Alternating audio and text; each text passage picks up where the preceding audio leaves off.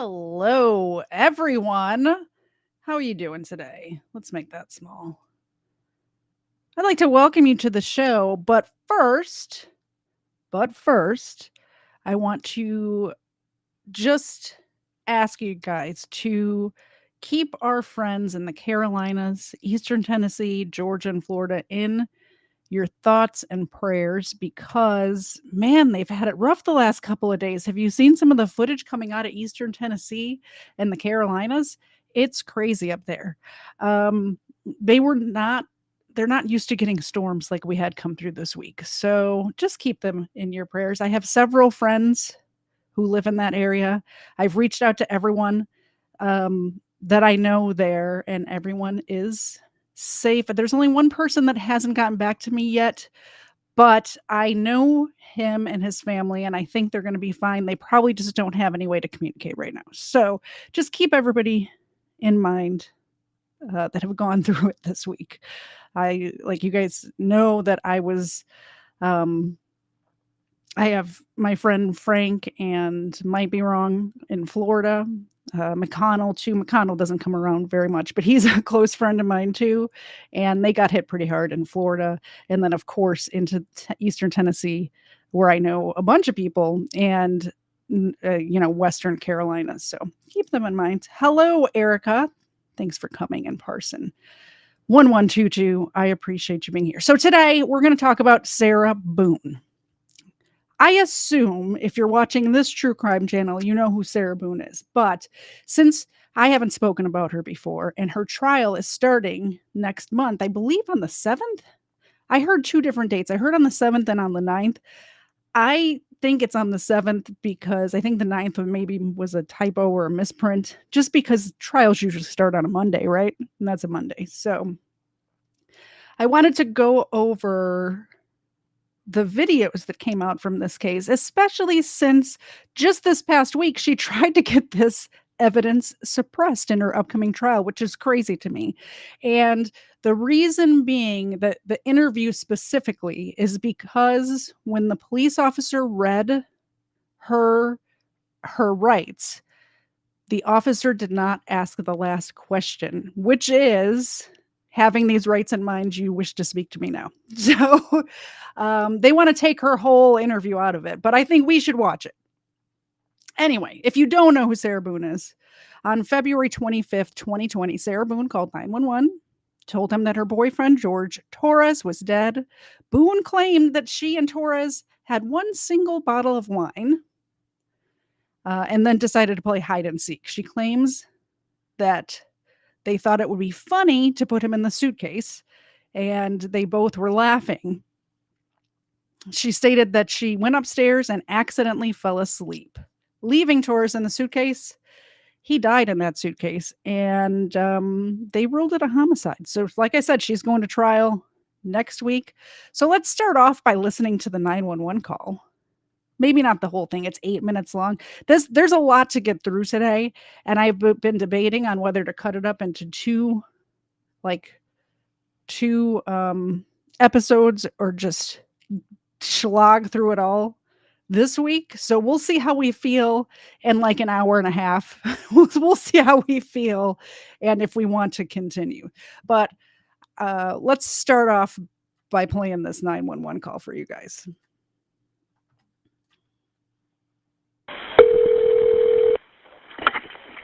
Fire rescue. What's the location, Mercy? Desk 32. No, please don't leave. 4748 France Lane, apartment 3. France Court. France Court. Yes. Okay, is this near Mackenzie Drive? I don't know where that is. Okay, fine, okay. It's Hillwood Park Apartments. Okay, 4748 France, correct? Correct. All right, correct. Now tell me exactly what happened there. My boyfriend and I were playing last night, and I put him in his case and we were playing. And Okay. like kind of hide and seek kind of thing. So I fell asleep, and I woke up, and he was dead in the suitcase. So I don't know what happened. I don't know what happened. Right, okay, what's the apartment number?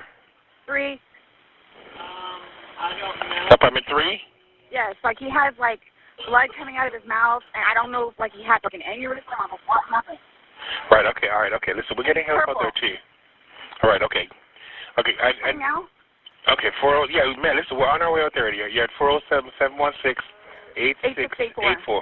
Okay, is he hanging from somewhere or what, ma'am? No, I pulled him out of the suitcase. I tried giving him CPR. Okay, so he was in a suitcase? Yes, and I fell asleep. Okay, how old is the boyfriend, ma'am? 42-year-old male. All right. Okay, we're sending help out there. Sheriff's Office on the way out there? Yes, I'm sir. sorry? Yeah, okay. All right, listen to me. Okay, I just need to confirm this. All right, I understand. I just need to confirm this. Is he awake at all? Is he conscious at all? No. He's purple. Is he breathing? No. All right. I need you to get him on the floor, flat on his back for me, okay? I did. I tried giving him CPR. I want you guys to pay attention how she's resisting doing CPR on this man that she just caused the death of, allegedly. I tried giving him CPR. Yeah, okay. But nothing happened. He's purple. Okay, listen to me. There's a defibrillator available. I need you to get it for me, okay? What is it? You have an AED available? No. All right. Are you right by him now? I'm sorry? Are you right by him now? Yes. Okay. Lay him flat on his... Okay, ma'am, listen. So is he cold and stiff? Yes. Okay. Well, he's not necessarily cold, but he's stiff. And Right, he's okay. purple. All right, listen to me. Listen to me. I want you to lay him flat on his back for me on the floor. I did. Removing the pillows. Okay. Yes, I did. All right, okay. He's stiff and purple. Right, okay, listen. Okay, man, that's fine. We're still going to do compressions on him, okay? All right? Place the heel of your hand on his breastbone, right in the center of the chest, right between the nipples. Yes. Put your other hand on top of that hand. Baby, I'm telling you. Just by looking at him, you can tell. Okay. Please. Okay, he just gurgled. Okay. Listen to me. By the way, that happens a lot with people who have passed away, is that when you move them, air escapes from their lungs. So they, whoever is responding to it thinks that the person is still alive. But I've seen this happen in a couple of other cases where the police or somebody get there and they think that the person is alive because the air escapes from the lungs when they're moved. But they had actually passed hours or even days earlier. Thank you very much for the gifted membership, News Now Enemy. You know what that means. I'm going to have to wake Xena up. I'm going to have to do it. Xena, do you want a cookie from News Now Enemy? I think she does want a cookie. Here goes, Xena. Oh, there you go. That's for you. Ava, on the other hand, is ready. She is ready. Here you go.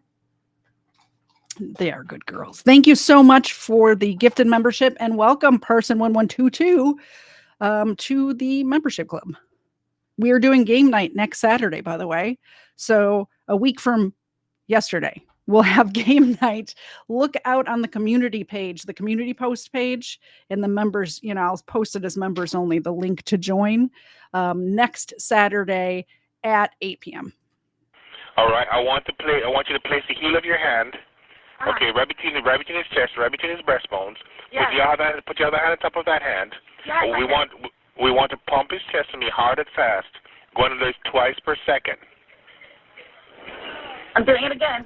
Okay, no, just keep on pumping. That's all you need to do for me. Keep on pumping his chest for me. I don't need you to stop and talk or anything. I just want you to count out loud for me, okay? 1, 2, 3, 4, 5, 6, 7, 8, 9, 10, 11, 12, 13, 14, 15. This is nothing. Okay, ma'am, just keep on pumping his chest. That's all you need to do for me, okay? Yes. Come on, please. Hurry up. Okay, ma'am, they're driving here as fast as they can. Okay, don't stop to say hurry up. Just keep on pumping and counting. I'm still doing it while I'm talking to you, okay? Okay. Still doing it. All right, just continue pumping his chest. Count on us. I can count with you. 1, 2, 3, 4, 5, 6, 7, 8, 9, 10, 11, 12, 13, 14, 15, 16, 17, 18, 19, 20, 21, 22, 23, 24, 25, 26. I'm gonna skip ahead a little bit. Like, what happened? Okay, ma'am, just keep on pumping his chest for me, okay? They're in the parking lot. They should be up there shortly, okay? Yes.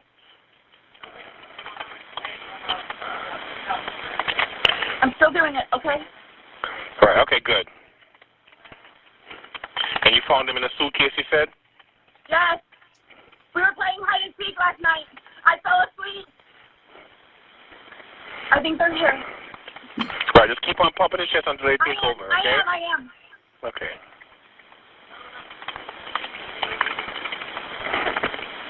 I am. Okay.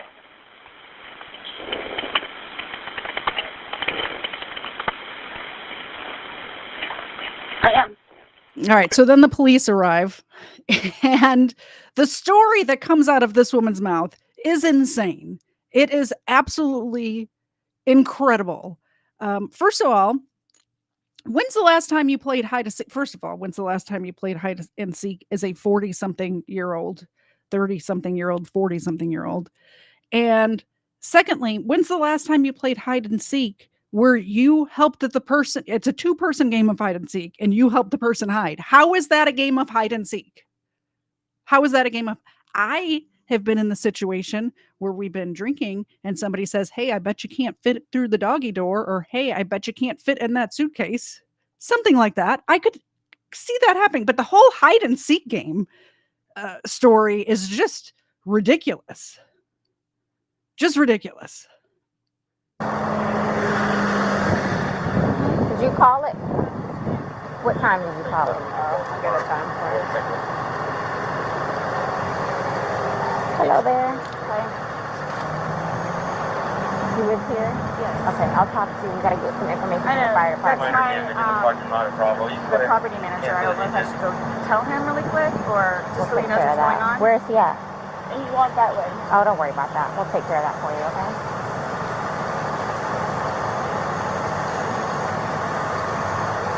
By the way, I did fit through the doggy door in that situation I was talking about. I had a cigarette lit. I'll get it for you, okay? Wait 1 second, okay? I really need something to drink. Okay, I got my Dr. Pepper on the counter. okay, we'll take care of you. Give me 1 second. It's Armando. I got a black Put the time Thank you very much. that you called it. Yeah, I put that right there. That's the time you called it? Okay, perfect. Yeah. You can't go back inside. What's going on? Who is he to you? Boyfriend? Yes, for like 3.5 years. What happened? He and we drank last night. We had a. Can you pass this to the around to the FD guys? Stop. They need to sign that for sure. They're with me, so they're not. Oh, they're not leaving? I Okay. think I'll walk around. No. Each of them has to. Cause this might be a real scene. So each of them has to put their name. Normally and we all initial. I just put everybody. How about the insight of that officer right now? She's doing everything by the book. Right when she gets there, she said, because this might be a thing. She's absolutely right. It was a thing. It was called in like it could be an accidental death or an overdose or something like that.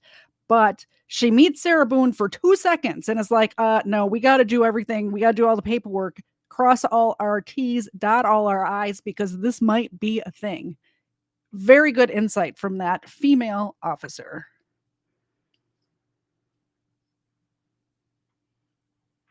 Yeah, you calling Rich working? What's going on? So I just got here, so fill me in. No problem. Like, Yeah, he and I were putting a puzzle together. We've been doing some artwork together. You are putting a puzzle together? Yes, we have a puzzle that we started in there. Okay. We've been doing art, taking stuff off the wall to make new art put up there, like having a good time with one another. But we're drinking. We had a bottle of wine last night. Okay. Fine. So then it's like, we decided to play hide and seek, right? Okay. So he gets in the suitcase, okay? Who is this guy? That's my ex-husband, my former husband. How did he lives here with you guys? No, I called him over here. Okay. I didn't know what to do. Okay. I didn't know what to do. Okay. So then he came over here. Here, let's talk in private, okay? I called you guys. I tried giving him CPR. The problem is I fell asleep. I fell asleep. When did you do CPR? This morning, when I found him. Before you called? Yes! It's 1 o'clock right now. I was awake, but I actually got out of the bed at like 12:30ish, whatever. So I came downstairs, and I was like, oh, he's in the suitcase still. And that's when I found him. And I don't know, Elizabeth, how you don't know about this case. The trial starts on October 7th. I'm telling you what, it's a great case. This woman is like batshit crazy. took him out, and I tried doing CPR, and then I called him, and then I called you guys. Did he get here before the fire department got here? Who? Your husband or your ex-husband? Yes. Okay. Where does he live at? Right down the street. Okay. So you were playing and who zipped him up? I did, but then I fell asleep. Okay. You're okay. I wasn't here. I'm just trying to figure out what happened. I fell asleep, so I don't know if he suffocated or like had an aneurysm or a heart attack or what. What kind of medical conditions does he have? None that I know of. Nothing that you know of. None that I know of. You didn't take any medicine last night? No. No medicine. All we had was a bottle of wine. Literally, just a bottle of wine. Okay. Doing puzzle artwork. Then we decided to play hide and seek. That's all that happened. Okay. So I don't know if he had a heart attack or what in there. Like, I don't know what happened. So how long were you doing CPR on him prior to you calling 911? You tried that all morning? Yes. Okay. And then I called him while I was doing CPR. What time did you start? Probably, give me a rough ballpark. Here, let me fill this deputy in, okay? Please, may I have my Dr. Pepper? I am so cottonmouth right now. The reason why she's so cottonmouth right now is because she's hungover because she drank more than a half a bottle of wine. Just watch as this video goes on. Not only is she begging for her Dr. Pepper, so she's craving that the sugar and the liquid, but it gets so bad she ends up drinking out of the garden hose in here in a few minutes. And yes, I did say October 7th, News No Enemy. And in case any of you are unaware, that is also News No Enemy's birthday. Ma'am, and you can't talk to him until we get done with this, okay? Just don't leave, okay, Brian? Thank you, ma'am. Well, Appreciate it. Thank you. I'll get Lucas. I know. Do me a favor. Stand over there by that car. Give me 1 second.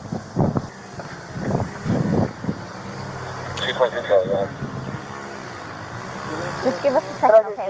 Somebody else on that call and break and It's on the counter. I can't move anything from out of the house. Bravo, but Like, I'm Here, I want you to sit down because I don't want you passing out. This is probably a lot for you to deal with, right? Sit. I don't water.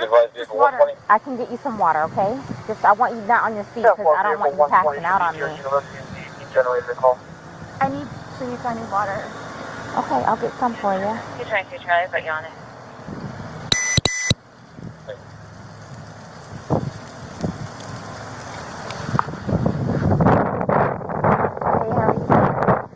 Okay, so you don't live here in this house? No. I live down in Lake Renata Cove down there. Lake Renata Cove, okay. Yeah. So kind of tell me how you came here today, or... Well, I had been calling... Come down here, we got to talk. I've been calling since...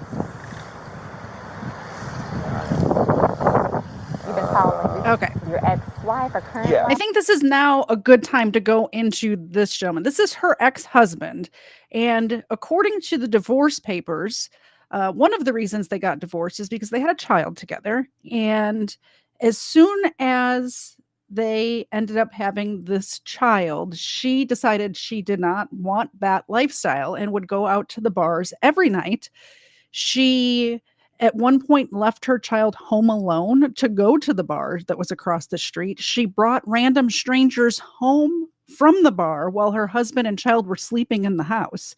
They ended up getting divorced because of her need to be out at a bar and be drinking basically all the time. She would be in the care of the child and be just wasted drunk, like slurring her words drunk. And he had had enough of it, but she still ended up with the visitation rights. So she still he still has to give this child over to her, knowing the type of person that she is, which is just horrible for him. And she ends up locking her boyfriend that she's living with in a suitcase, ending his life. And the first person, before she even calls 911, she calls this guy. I feel so bad for this man. Yes. Okay. No. Ex-wife. We've been divorced about a year and a half. About 11:30 is when I started calling to find out because this is supposed to be her day. Can So, you give me 1764, please? Okay. She's generally not very good about always doing it. She tends to drink. They called back and said she was still there, or she came back. So I was calling to find out if she was going to be getting him or not today. From school. Yes. Okay. Yes. So I started calling like 11:30, called every half hour or so, and then She was back inside the I lobby. finally got a hold of her at 12:49, which is when she told me what was going on and if I'd come over here. So I came over. She called at 12:45. Yeah. Okay. Or 12:49. 12:49. Got over here, told her she needed to call 911, get somebody over here, and then basically she said she needed to go outside, have a drink and a cigarette. I walked back out the house because I didn't really want to Who be called? there. Did you call or did she call? Well, I called. She called me back when I was on my way to make sure I was coming over. But I called her Give me 1 initially. second, okay? But I called her Do initially. you have water in your car by any chance? I don't think so.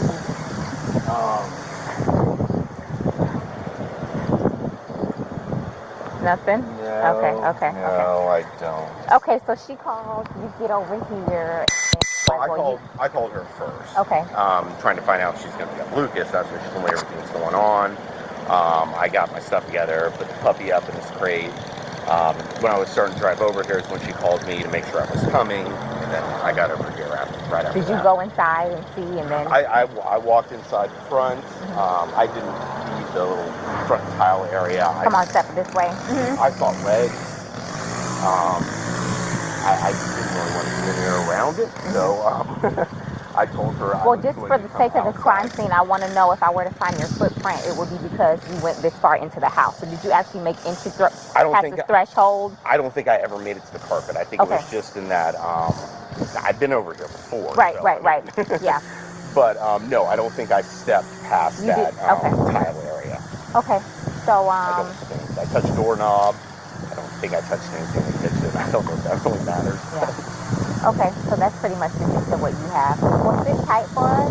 We're going to make a few phone calls, and then we'll go from there. Do you know if he has any medical issues, or? I don't. Okay, but you've met him before? I've met him before, yes. Okay. Yes, they've got a whole fun history. Oh, really? Oh, yeah, you guys have been called over here twice. For the two of them? Yeah, he's been arrested like 5 times against her, so. Really? Okay, I'm not familiar with so, I haven't been here personally. So they have he's currently on parole because of it, so. Because of domestic violence with her? Yes. Oh, okay. Yes, from last time he got,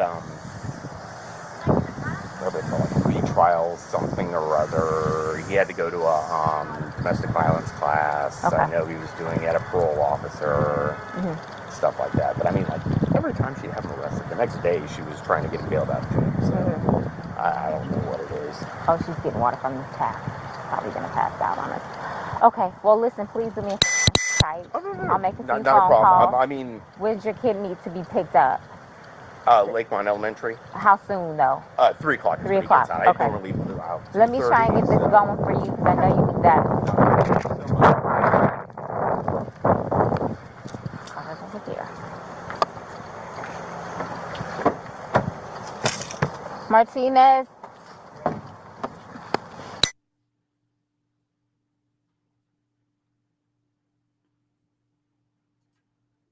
How long? 3.5 years. Living together that whole time? Yes. Okay. And your last name? Boone. Spell it. Boone. First name? Sarah. Sarah. Birth date? 10/10/77. So, you've had a second to kind of collect yourself. Tell it to me again. You guys were playing last night, drinking a bottle of wine. Putting puzzles together, doing artwork. Doing puzzles, artwork. Okay. Had a bottle of wine, and then decided to play hide and seek. So he. What time was that? Do you remember? I mean, I know that I was in bed probably by 12:30. Okay. Well, I went upstairs at least, and I fell asleep. Okay. Forgetting that he was in the So suitcase. you guys were playing the hide and go seek? Yes. And at some point you put him in the suitcase? No, he got in the suitcase. So he thought it would be funny to be put in the suitcase. So I was like, okay, well, I'm going to joke with you and I'll zip you up and make him, squirm a little bit, whatever it is. But then I felt... Hilarious joke, by the way, right? Locking somebody in the suitcase. Wait till we get to that video, you guys. I mean, oof. Just fell wait. asleep. I fell asleep. Where was the suitcase? Right where got it in is. it. Right down there? Yes. You zipped him in there? Yes. Thought he would be funny, a little It joke? was. We both were laughing about it. Okay. And then I fell asleep. Where did you fall asleep at? Upstairs. In your bedroom? Yes. Okay. Totally forgetting that he was in the suitcase still. Okay. And then you came back downstairs? This morning? Or this afternoon, yes, when I got up. What time? 12:30-ish. I was awake, but I totally forgot that he was in the suitcase. He can tell you there's a lot of things that we have been going through. Jobs. Yeah, he did tell me. Life, all that good stuff. So I just totally forgot. So you began to do CPR on him? Yes. Yes. About what time this morning did you start doing that CPR? No, it was the afternoon. It was afternoon because I was awake. But then I finally decided to come downstairs at like 12:30-ish, whatever it is. And I was like, I forgot he was in the suitcase. And he wasn't moving. Nothing was happening. So I unzipped it, took him out and started doing CPR on him. Mm-hmm. He was on his way over here. I called you when he got here. Once he got here, you called us? Yes. Okay. And air was coming out and he was gurgling, but I could just tell by looking at him. But you knew how to do CPR. You were doing that on your own? Yes. Okay. And then the person that was on the phone with me also, I counted with him doing it. And he's got no medical? He doesn't take any medication? I don't know. I don't know medical-wise. I know he doesn't take any medications whatsoever. Okay. The only thing, like I said, I don't know if alcohol had something to do with it, but we had a bottle of wine. Okay. All right. Cheers. So do you guys think maybe she's shaking because she hasn't had any alcohol yet this day? Do you think I've been around a lot of drug addicts, but not a lot of alcoholics. Do any of you have experience with that? I know one of the symptoms is getting shaky, but if you have experience with that or know somebody, is that how it works? It seems like she was wasted the night before. Can I have one more sip of water, please? Yeah, go. Denver, signal 29, residential, audible, 1303 Island Bay Drive. I'll do what I can to get you a cup, because I don't want you to have to keep doing that. Maintenance didn't have the proper cancel the indication for the front door. Right to that 1325. Team motor unit on the channel. The cups are right there. 044 motor unit. Sit right here. Don't talk to the ex-husband right now. I won't. Can I have a cigarette, please? Ma'am, I can't take anything out of the house. It's on the back porch. Nope, all of it. It's secure, okay? I'll try my best to get you what you need, okay? Maybe one of these deputies has a pack from someone, sit down and I'll try and get you what you need, okay? Just cut, please. Okay. I don't want you on your feet.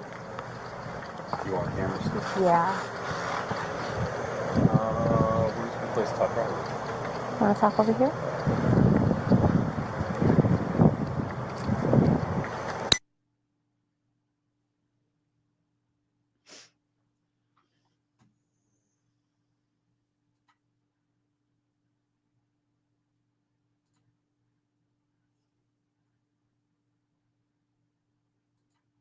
So I guess we're in agreement that it's a combination of nerves and alcoholism is what's causing her to shake. Let me fast forward a little bit till we get sound back.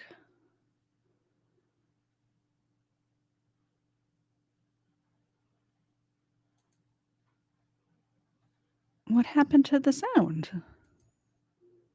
He is 9. Here we go. Okay.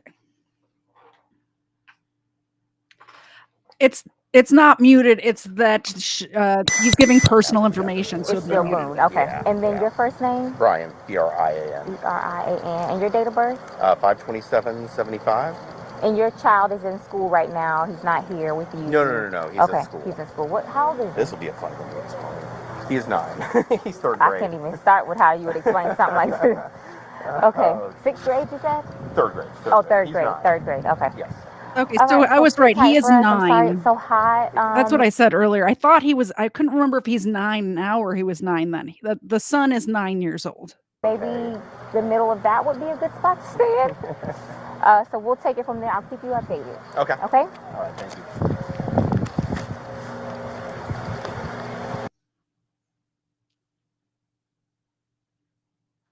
And the reason I'm skipping ahead a little bit is just because this is a 41-minute video and the actual police interview is like an hour and a half, and I don't want to be here all night. Although I would love to hang out with you guys all night. I don't know why the sound is like in and out on this. I don't like it. It makes me have to filibuster. Come on, Law and Crime Network. What are we doing with the sound? It may have been the way the police department released it, you know? I don't know how to explain it to you. It's okay. You don't have to. I don't know how to. I'm just waiting for whoever, so. I could tell you this. I'm going to be here just as long as you are. Including my... It's going to be a while. I'm welcoming this breeze right now. It's kind of warm. All right? So just bear with us. I know. All right? If you could, like, give me whatever updates or anything that you know of, that's just how I work, so I know, like, kind of what... Well, let me look at my computer, see.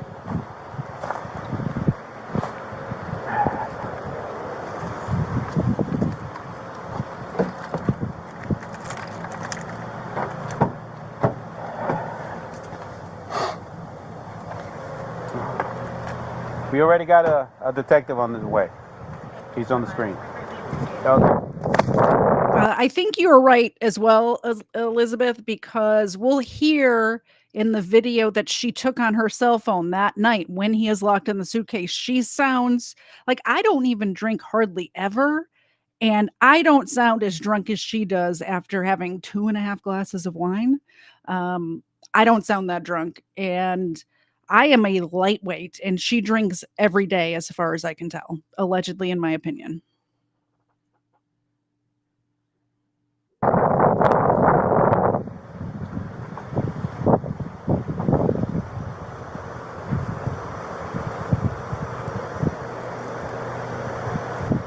No, ella quiere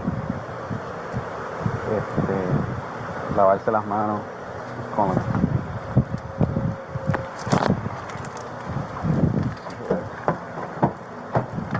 Tony, that's my corporal. Let me pick it up. Okay, we're skipping ahead a little bit more until they go back and talk to her. We'll address all of that, okay, before we leave. Okay? This was... Okay? Okay. Thank you. Just stay seated, okay, Sarah? I know you're panicking, okay? Just relax. We'll come and talk to you. We'll keep checking on you.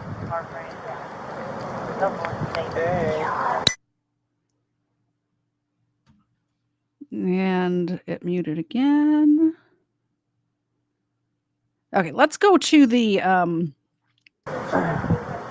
I just wanted you guys to get an idea of what she sounded like, what she looked like and sounded like that day. This is the part that I really wanted to show you. This is her police interview. So they talked to her that day, and they talked to her in the back of a police car. They read her rights, which is going to come up. There was just a motion hearing about it this week. They gave her rights in the back of that police car the day that it happened, and they gave her rights again on this day that I'm about to show you. Now, on this day, she went to the police station to pick up her cell phone and to ask them some questions. That's why she's there. She's there voluntarily at this point. It's important to remember.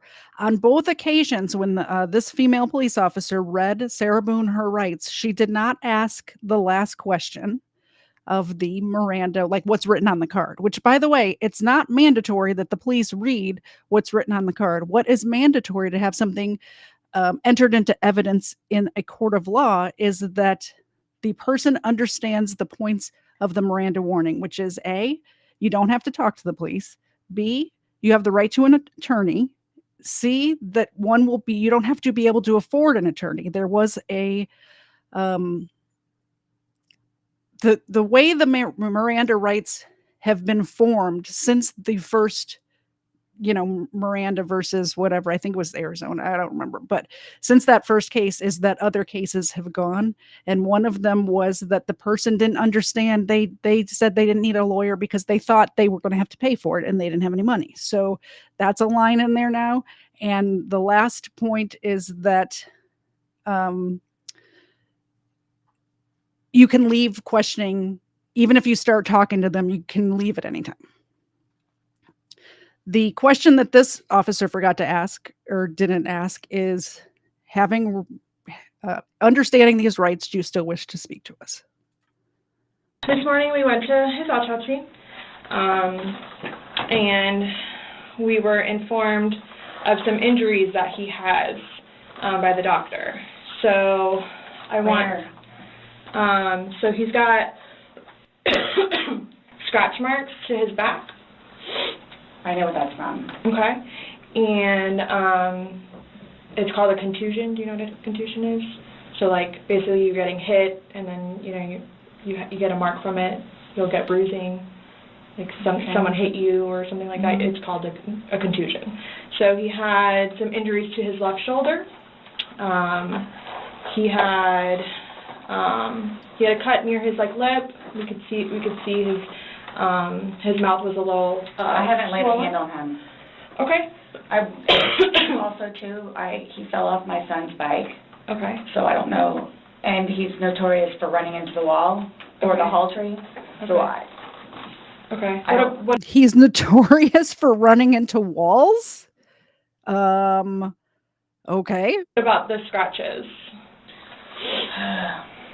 Because there's also sex? Yes. Okay. Because there's also like a scratch on the back of his neck, kind of going, but it's going straight across. I have no idea what that's from. And they're all recent. They occurred recently. It wasn't something that occurred post or that occurred a week ago or 2 days ago, 3 days ago. They definitely occurred, the night leading up to when he was. In all honesty, we have not gotten into it. Okay. That's why, the only thing I thought you guys were going to ask me about, which I was going to be honest with you anyway, are the scratch marks on his back. Mm-hmm. Everything else, I have no idea what it is. No idea what it is. Nonetheless, I've had my son over at the house too, so. Well, your son was there when? When was he last there? Oh, gosh. From my understanding, he was there last Tuesday? I don't know if it was Tuesday, but yes, he was there last week, so. Well, we're talking about Sunday. Yeah. We're just talking about what occurred Sunday. Because like I said, the injuries they occurred within that time period. So you're talking about day before yesterday? Sunday leading into Monday. You called us yesterday at 1, but the incident, you guys were painting and stuff the night prior. Correct. So we're talking about Sunday and then into Monday. I'm thoroughly confused because we had a good time sitting on the back porch having wine and smoking a couple of cigarettes, and then decided to go inside and literally paint, do puzzles, and play and listen to music. That's why nobody got out of sorts. This is what's mind-blowing to me. I have no clue. Nobody laid a hand on anybody. He also had, on the left side of his forehead, he had basically bruising, and on his head and skull. I have no idea. As if something hit him. I considered have not force touched him. trauma. I have not touched him. You guys want to know what I think happened? I'll tell you what I think happened. I think that she was blackout drunk, doesn't remember it. But I think it was a soft-sided suitcase, and we know that the suitcase in the videos was in different positions. They had flipped over, and I wouldn't be surprised if she was hitting the suitcase with something like a bat or a broomstick, something like that. I really wouldn't be surprised if that happened. We just don't know because we weren't there, and she was blackout drunk. So how could she possibly remember? I have not touched him. Then how would you get those injuries? Tell me and we'll both know. I have not touched him. Yesterday, when we took photographs of your overall body, and they did the buccal swabs, did they go under your fingernails? No. Okay. Are you willing to let us Absolutely swab underneath your fingernails? Go for it. Okay. I have no idea, and I don't want to seem out of sorts, but I have no idea. We had a good day. It was a good day. We've had good days lately, even considering everything that's going on with our jobs and life in general and ex-wives and everything. It's been good. I don't even know where this is coming from. Yeah, I don't even know. The last physical was probably, you said, I think, a month ago? where you got the injury, right? You said that was I'll say month a few ago? weeks, give or take, yeah. A few weeks. That was the last like physical altercation between the two of you? You said a month ago he hit you with a curtain rod. Yeah, with a curtain rod. That's why I can't believe you guys didn't take that either. Wow. Like, we've been good. I don't know if, like, it's since the last time he got out of jail. Like, we've been good, and he's been having his classes and seeing his probation officer, who's amazing. So... What do you mean by good? What's your definition of good? The probation officer? No, you said you guys have been good. What's your definition? I've been good. I don't think you all understand. He comes at me all the time. He comes at me. So it's either I flee or try to go upstairs and go to sleep. That's usually what it is. And I don't know if you We do know, she says, you know, they're talking about the domestic violence in this relationship that has been going on, and there's a record of, because the police have been called, but they both have been arrested for domestic violence. Both of them, not just Jorge or George, I guess he goes by, not just George, but Sarah as well has been arrested for domestic violence. So they're combative with each other. It's very toxic. The whole situation was very toxic, and he ended up dead. Talk to Brian about any of that, but most of the time when In my I flee, opinion, I go allegedly. over there. So... Right, but you're saying that you guys have been good, and when I asked you yesterday, the last incident that you could remember was the curtain rod incident, which you said was a month ago, so... Give or take. Right. So what do you mean by he comes after you? Like, he gets belligerently drunk. Like, I don't know if you all have looked through my phone yet and seen any of the pictures and the videos that I have taken. And at one point, I started documenting everything. Okay. So you all will see in my pictures bloody fingers, split foreheads, he split my nose. I've got this. Right. I don't know if Brian told you about it, where I had to have almost I had one really bad surgery, but then it got really, really, really, really bad, where I had to go like 4 or 5 more times afterwards for them to tend to it, from him poking me in the back of the leg. Right. So it's... Then why are you still with him? Everybody asks me that. When I tell you guys this, I really love him, like I do, and I feel like I can help him. Like, I feel like I could help him, which I did, because he came a really long way from where he was in Philadelphia to moving back to here and to dealing with everything else that he's been dealing with. I've really helped him. I've bailed him out of jail, 3 times. I've gone to every single hearing and every single arraignment, everything that I did for him. Gone to see all his public defenders, go to the state. I've gone to the state. I did everything for him because I'm trying to help him, because I had hope in him. And he was trying. He was really trying. And then he starts to think about things, and I think he gets overwhelmed, and then it's like, the next thing I know, he's drinking. So it's like, oh man, I know where this is going to go, so I'm going to go upstairs and read a book, or I'm going to go for a bike ride, or I'm going to do something else, where I don't want to drink. I don't want to drink. The occasional wine, whatever, or if it's a weekend, that's when you have a good time. You don't have to wake up the next day. I have to wake up the next day and do things. I have to tend to Lucas. I have to take him to school. I have all this stuff to do. He doesn't know how to, I guess, maintain himself, where I can do 50 things at once and still know the 50 things more prior that I need to get done. He can't process like that. He didn't process like that, so he would literally, not literally, but have smoke coming out of his ears. So the next thing you know, he doesn't want to deal with it. I'm going to go get something to drink. So the majority of the time, I would hang out outside or do something else because I don't want to drink. His job broke his heart, and it made me sad because he had so much pride in his job. And the store that he took care of so much totally went downhill. And that broke his heart because he had put so much work and effort into fixing it up, and his manager was awful and basically gave up on all of the employees. So I think that had a huge bearing on why he would drink so much.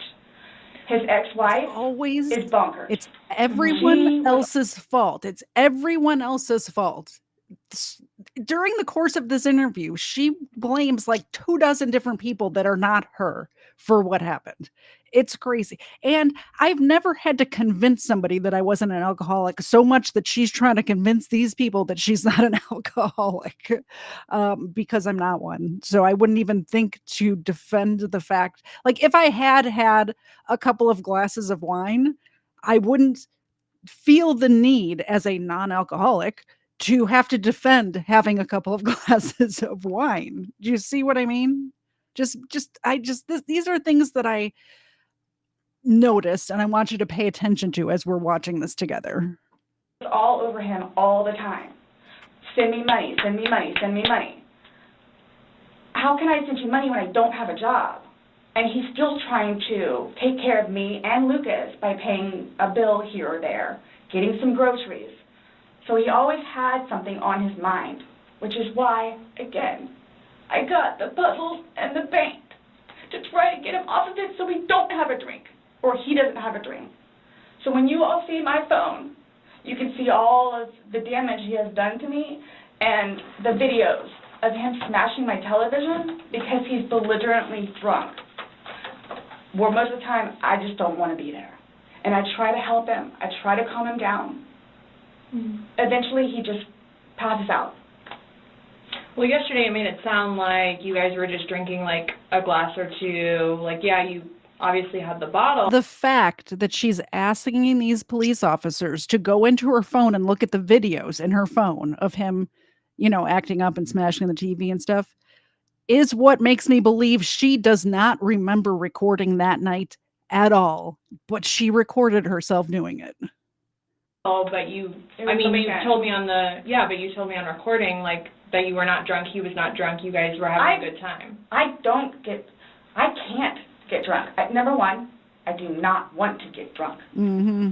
I don't like being non-compos mentis, having my wits about myself. I don't like feeling out of control.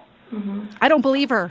So, I'm just saying, you're making it sound like he's a raging alcoholic today, and yesterday I was kind of asking you those questions, and you're like a little defensive, like, no, we're not alcoholics. I'm not. We are not, But you guys were both sober on Sunday, to your knowledge, because when I said you went and passed out, you were like, no, I didn't pass out, I just fell asleep. So now it's kind of like, what is it? Were you guys drinking and it got out of hand? No. And it got physical? No. Or is it... Sunday was one of the better days that we have had in quite some time. He's dancing with my dog. You can see that, too, on the pictures, him loving the dog. He loves the dog and dancing around, having a good time, and just being happy kind of thing. He doesn't know. I can get, like, maybe 2-3 glasses of wine, and I'll be fine. But I have to have my wits about myself because I don't know what to expect. Well, let's talk about Sunday. What was Sunday? How were you, like, how many glasses of wine did you have? How many glasses of wine did he have? The bottle was gone. I mean, I don't know if you poured any out. Yes. No, that was from previous. You said that there was a half bottle left over. Yeah, about this much. Mm-hmm. And then that you had I don't even know how the wine, how'd you guys get the wine for Sunday? I'm guessing he went to Publix.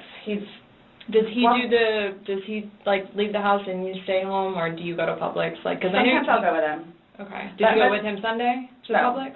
So most of the time what happens is, because the convenience store where we get cigarettes is here, and then Publix literally is cattywampus to it.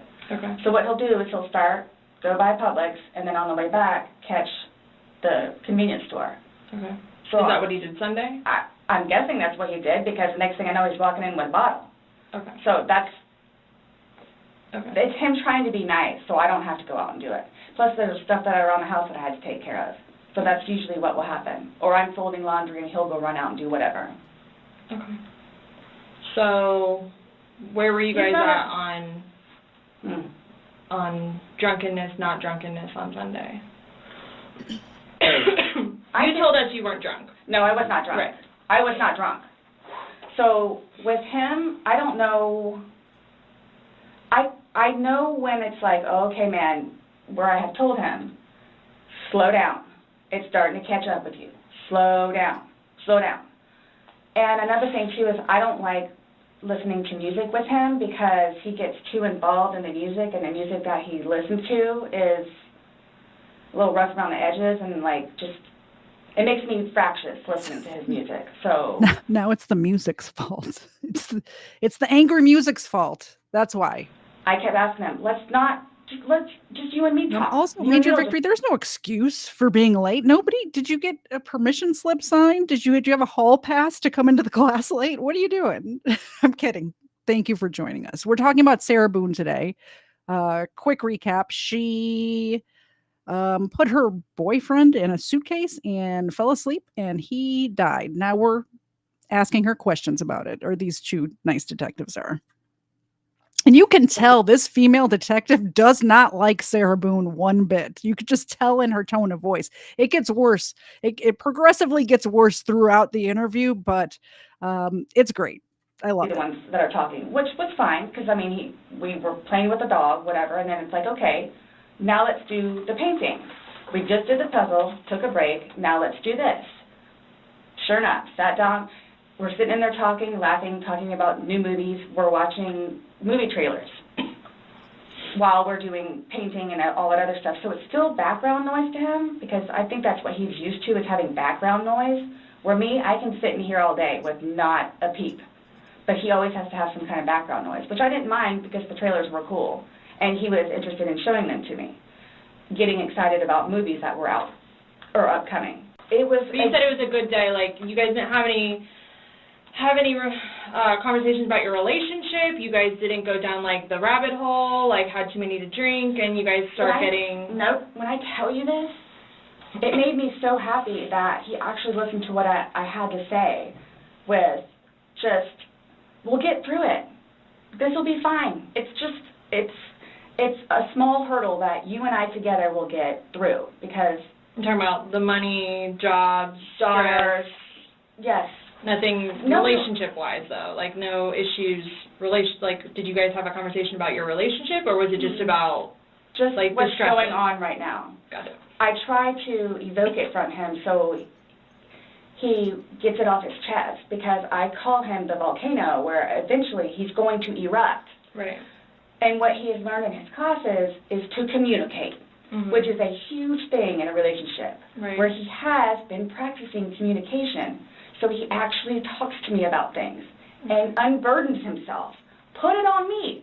I'll sit there and try and figure it out for you, like I have almost everything.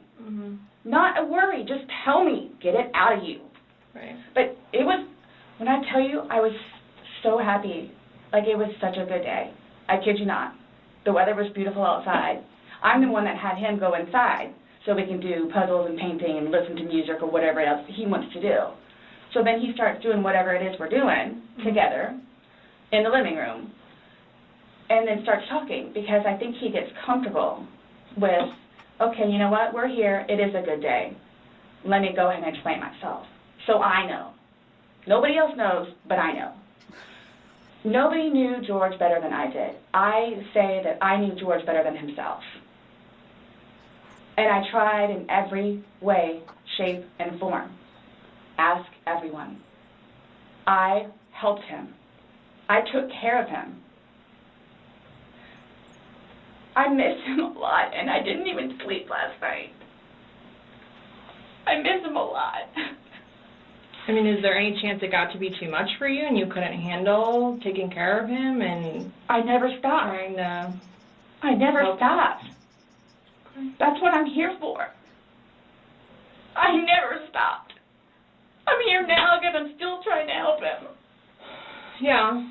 We just don't... I mean, it's unexplainable how he got these injuries, and... I have no idea. You were the only one with him. 100%. Right hand. We'll see the suitcase as soon as the interview's over. I have that video queued up as well. To God, I have no idea how he got them.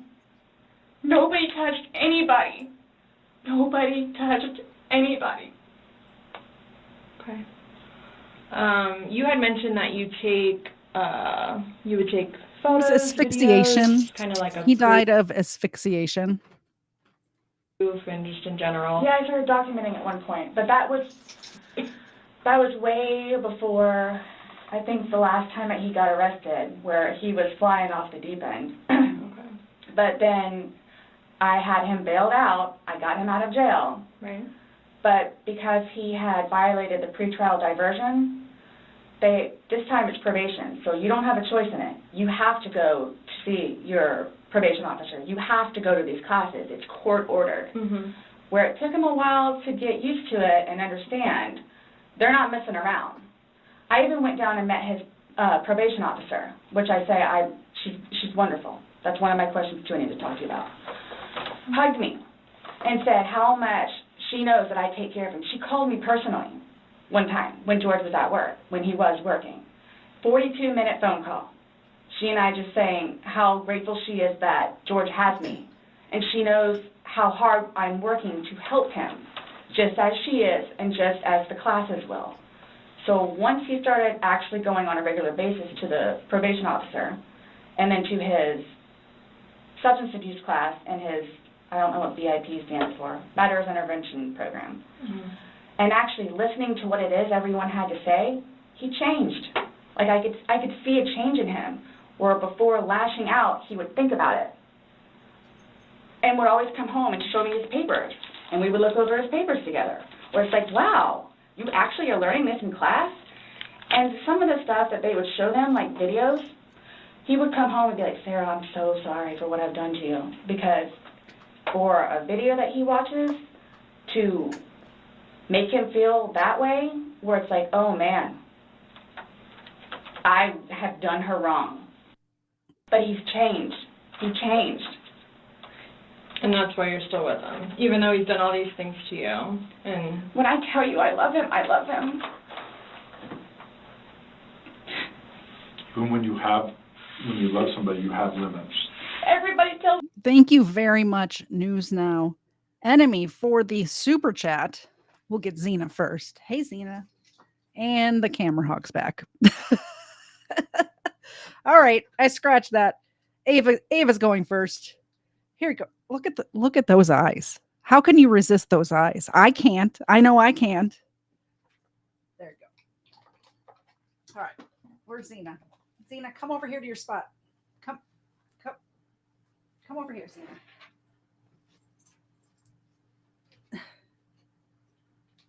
Xena. Scooch. Here, Xena.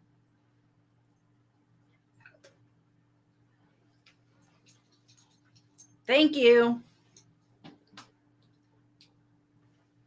They appreciate it. I appreciate it.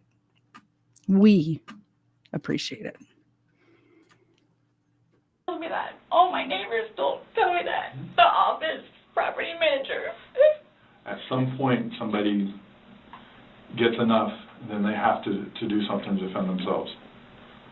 I would just flee, and I don't know if you would like to see on my phone, or I think it's actually on a laptop. I actually, because, and you have to understand too, I have, like, prior to classes in PO, kicked him out. How many times? I had him arrested. How many times? But you also went down and bailed him out. I know. The next day. I know. What's on your laptop? What was I going to tell you? Oh, previously, I actually looked up how to file a restraining order. Okay. Because I would take him out, his parents, because of them constantly having to take him back in, his bags of clothes, all his stuff. The last time, the father came out and irate and just not even, I don't even know if he knew Lucas was in the car, just opened the back of my car and just started throwing all his crap in, just throwing it, like the car would jostle, he was throwing all his stuff. At that point, because I continually did it, not continually, I think I maybe did it 3 times, and he has nowhere else to go, they got fed up and said, nope, either you're staying there or you're staying here. But if you're staying here at their place, it's permanent. You're not going back over there anymore. So what happens is he pursues me. So I don't know if y'all know where Katie Way Trail is.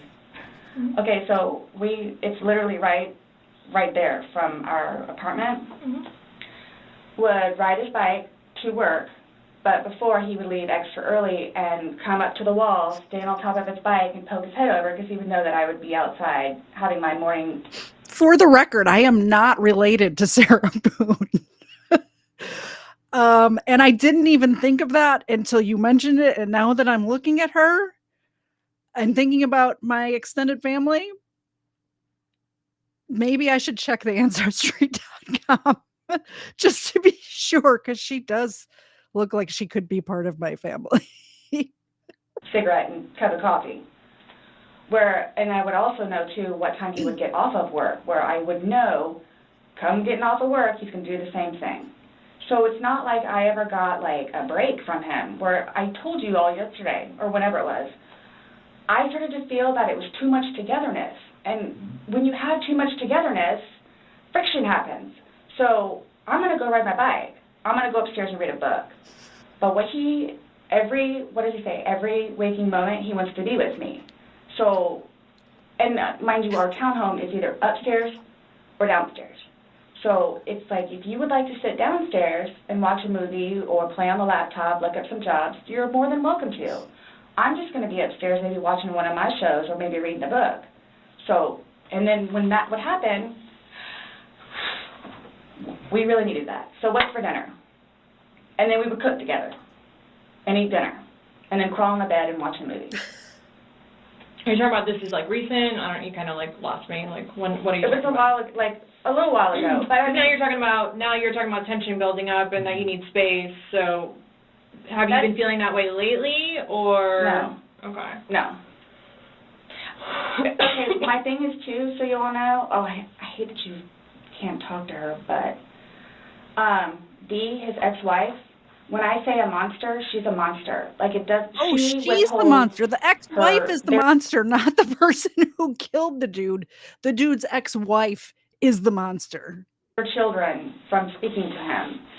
So he gets upset about that, and then she like completely berates him about money, about the father that he is, what he did to her. Parson, there are at least 3 people in this chat right now that, if I am related to Sarah Boone, are also related to Sarah Boone. All this other stuff. It doesn't matter. I mean, mind you, this has not like been recent, but which is why he didn't even bother calling anymore, because he knows that she's going to answer and he's going to have to talk to her, so therefore he can't talk to his daughter.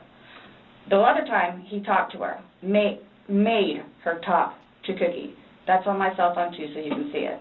Okay. It doesn't matter. Like, it doesn't matter. What does she have to do, though, with anything about what happened Sunday and into Monday? Like, no, I'm just saying, like, previously, why the incidents would happen is she plays a big part in it. Okay. On top of jobs and money and groceries and all that. Okay. Sunday, when I tell you this, I have no idea. I have no idea. Is there anybody else at the house? No, it's just me and him. Since talking yesterday, do you remember any like timelines better? Like what time you guys were playing? What time he was zipped up in the luggage? What time you went upstairs? We started because we cleaned the house a little bit, did some laundry. You started the activities around 4, you said? Yes, around 4:30ish, and then. You just said that it was dark when you were playing hide and seek, and I'm just curious if you remember. But when we were outside, that's where we would start and talk about things, and then eventually I was the one that had him come inside, so we. About what time? Do you remember what time that was? Is what she's asking. And you said you went up to bed around midnight, fell asleep around 12:30ish. But those are the only times I have. So I have 4 and I have midnight. So there's a big gap. So I'm just curious, like, if you recall when you went upstairs to hide in the shower, or like when we started to play hide and seek. Yeah. Well, we went inside probably about, if I had to guess, we weren't out there too long. Maybe about 6-ish. Then you're talking about from hanging out outside and like. Okay. Well, we have 2 beach chairs that are out there and just enjoy the weather. Gotcha. Plus, it started to get dark and gnats and mosquitoes. Yeah. So let's go inside. I don't want to be out here anymore. Okay. All right, let's go. So we're doing whatever. We did it for a while because that puzzle, I don't know if they took it or they saw it. Worked on the puzzle again, finished it, started to paint. Well, started to listen to music for a little bit. Started to paint. Can we turn the music off? No problem. Started to talk, paint, whatever. Maybe. She doesn't have multiple personality disorder that I know of, but like I said, her trial is starting October 7th, so who knows what, they're gonna bring up at trial. Who knows? Well, we have it paused. Thank you very much, Erica, for the $2 super chat. Oh, it's not even pointed at either of them right now. I appreciate that very much. Did you guys see Ava try to take out Zena's camera? Did you see that a minute ago? It was a little crazy. Hey, Zena, Erica loves you very much. Ava's something else today. Something else. I don't know what it is, but it's something. Here goes Zena. All right, and one for Ava. Ava, shake. Thank you. Thank you, Erica. I appreciate it. In case you guys haven't caught on yet, at any time somebody donates to the channel or supports the show in any way, the doggos get a milk bone on air. So that's what's happening. My co-hosts, plural co-hosts. Zena's really the co-host. We all know that. You're all here to see Zena, not me. But yeah, if you support the channel, if you purchase anything from KDZ.com, if you super chat or become a member, any of that things, the doggos get rewarded because we appreciate it. So we worked on that for probably a good hour and a half. So 8 o'clock-ish is when you went to hide upstairs originally? No, that's when we were like painting. So then it's like, okay, well, I don't want to paint anymore. Let's just, come on. Okay, you want to play hide and seek? What he does is, okay, tag, you're it. So it's like, okay, we know. Okay, take off. Mm-hmm. That's what we did. And then you went upstairs, and then he didn't come up. All right, I'm going to leave Zena in charge for a minute and go refill my coffee. I'll be right back. You came down, and the suitcase was there originally because you guys were planning to do donations, so it was already there. Have you guys ever played you said you played hide and seek like probably 3 times in your relationship. Mm-hmm. When you have played, have you ever zipped him up in a suitcase prior? No. Okay. So it was just kind of like that prop was there, and it was there, yes. And it was in play because... Why do you say it like that, though? I would never do that. You would never zip them up in a suitcase? Well, I mean, we were playing. No, I know, that but time, I'm talking about hide and seek, which is a game, so... The suitcase originally is in our closet, buried all the way to the back. If you, I know the CSI people saw our closet. Our closet needs to be cleaned out really bad. My son's clothes need to be cleaned out really bad because they don't fit him anymore, and I'm tired of looking at them. So he took it upon himself, including that suitcase, to take it downstairs so we can get all of our clothes, our donations and everything, and just leave the whole thing by the clothing and shoe thing at my son's school. Gotcha.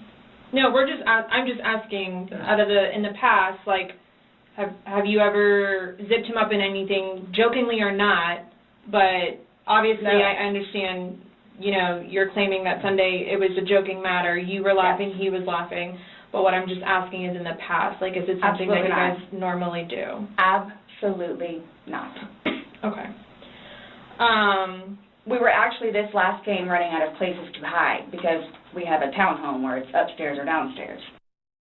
Okay, so do you remember making any videos or maybe having any photos, videos that you remember doing on your phone on Sunday? No. No? I think I took a picture of a dog. Okay. But your phone is password protected, you have the password, he has the facial recognition, so it's not like someone else could be on your phone. No, I have both. But you have the face and the password? Yes. Yeah, but he only has the face, correct? No. To be able to get onto your phone, you told me that he looks at the phone. Oh, I misunderstood. I thought you were asking if I did. Yes, it's me. Okay. Does he have access to your phone? Because you said it's a shared phone. Okay, how does he have access? Sarah, can I buy your phone? Yeah, it's right there on the kitchen counter. Okay, but how does he get into it because it's password protected? He'll come and get it to me and I'll just do the face thing. Where sometimes too, like look, he'll joke with me and say, okay, I need to borrow your phone. And he'll hold it while I'm cooking or doing something, do the facial recognition. Okay, so he doesn't know the password and he doesn't have the facial recognition. No. But he is the only other person that would use your phone, I'm assuming, other than... Well, Lucas. Right. But Lucas wasn't there Sunday. Right. So, to your recollection, no videos on Sunday? Not that I'm aware of. Okay. I mean, I get my phone, maybe I took a picture of them, the two of Tess and... Oh, we're to the part where she's going to show her the video that she has no idea that she recorded, by the way. Did Zena do a good job holding down the fort while I was away? Just asking. Let me know if she deserves a promotion. Does she deserve a raise? And the dogs. And George and them dancing, but I mean, it's just Tess. Mm-hmm. Okay. So I have something that I want to show you that we found, and it was from your phone. Mm-hmm. Can you see it? Okay, so while the police officer is showing her this, I'm going to show you what the police officer is showing her, and then we'll go back to watch her reaction to what she's seeing. Keep in mind, she has no idea that she recorded this video. And I don't usually do trigger warnings because it's a true crime channel. You all know what you signed up for. But knowing the context of this case, this is chilling video that I'm about to show you. Chilling. So just be prepared for that. It's just a couple minutes long. Sarah Boone does not remember recording it. And the police officer is about to show it to her. This is what she's about to see.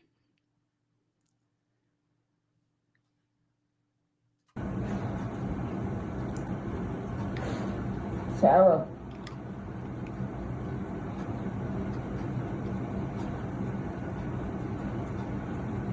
For everything you've done to me. Sarah. For everything you've done to me. Sarah. You. Sarah. You. Sarah. Stupid. Sarah. That's my name. Don't wear it up. Sarah. I can't breathe, babe. Seriously. Yeah, that's when you do when you choke me. Sarah. Sarah.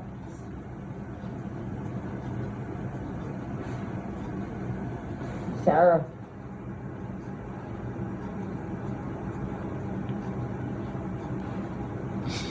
Sarah, I can't breathe, babe. That's on you. Sarah, I can't breathe. It's on you. Sarah.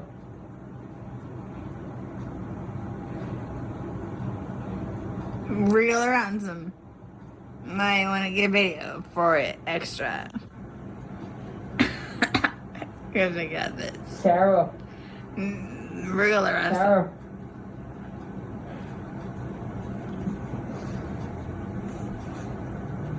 Sarah, I can't breathe, babe. Oh. That's what I feel like when you ching on me. Sarah. Breathe, Sarah. Yeah. You should probably shut up. Sarah. Shh.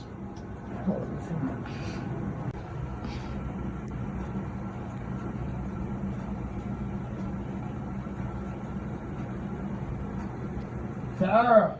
I just want you to notice the second video flipped over just now, and the suitcase also flipped over. She claims she doesn't know how that happened, how it's in two different spots. That's why I said I wouldn't be surprised if the contusions and marks on his body that the police officer was saying at the beginning of the video didn't happen while he was already in the suitcase.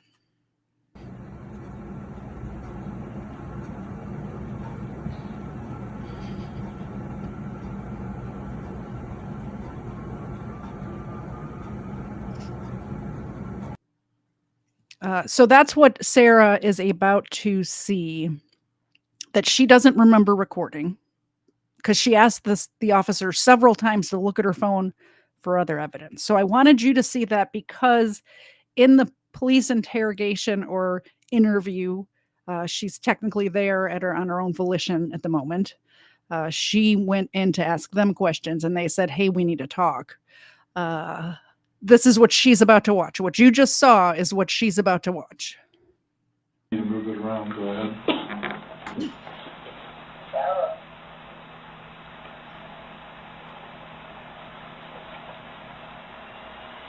No, I don't remember that. For everything you've done to me. For everything you've done to me. Your battery's about to die. Shut it down. Oh, okay. Let me. So the laptop battery dies, but Sarah saw what's in that video. So they have to go find a charger, and she gets to watch the rest of it. But I thought that was interesting, and I'm wondering if the police officers did this on purpose, where her laptop battery died after her seeing the clip. So she has to sit with that in her brain while they find the laptop or new laptop or charger or whatever. If they did, genius, by the way, officers, genius. If it was a happy accident, that's fine too.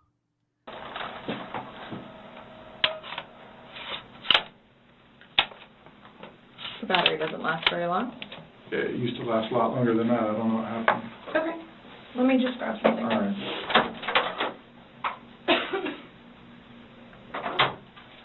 No, I was just simply asking because you had a look on your face when she asked you if you've ever done that before. You looked kind of shocked and... No. Okay, but why did you say it like that? Like, I don't think you all understand who I am. okay. Well, tell me. I mean, I've always been a straight-A student. I am an outstanding mother to my son. Okay. Couple of things here. Always been a straight-A student. She's in her late 30s. Whether or not you were a straight-A student, would you ever, in your late 30s, now I'm much older than my late 30s, but I'm thinking back to my late 30s, I couldn't imagine bringing up an accomplishment from high school to show what kind of person I am today. She's always been a good mother. No, there's court records documented that she was not a great mother. There's court records documenting that she brought strangers back to her and her husband's home with her child sleeping in the next room, who were all wasted. The bar closes at 2. She said, "Nah, the party's not over. Come back across the street to my place. We'll keep drinking there." It's insane that she's saying these things to these officers right now. It's highly provable that it's not true. She was not a great mother. That's the whole reason for the divorce. I excel at everything. I would not do that. You wouldn't lock somebody in a suitcase?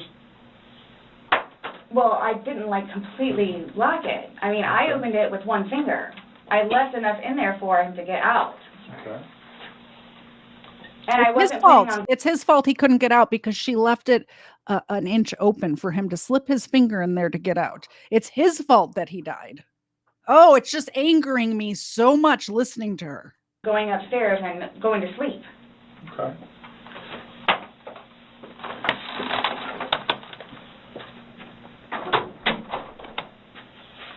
No, it's just the way you said it. You guys are scaring me. Why?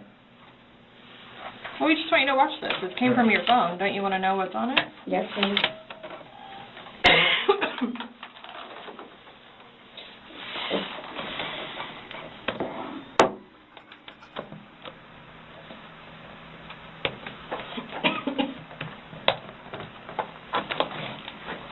Is it long? Because I don't know how much I can take.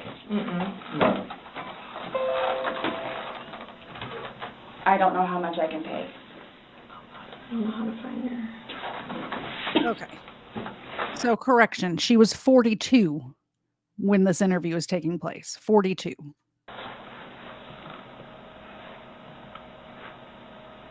Not late 30s. Early 40s. Do I have to watch this?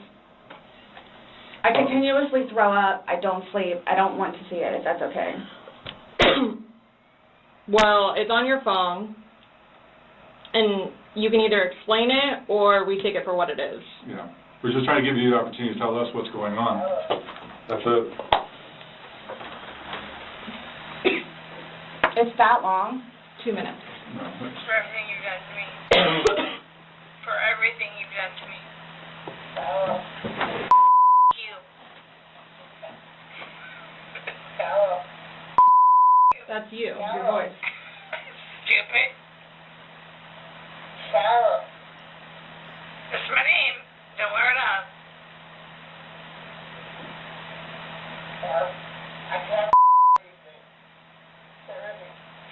Yeah, that's when you do when you choke me.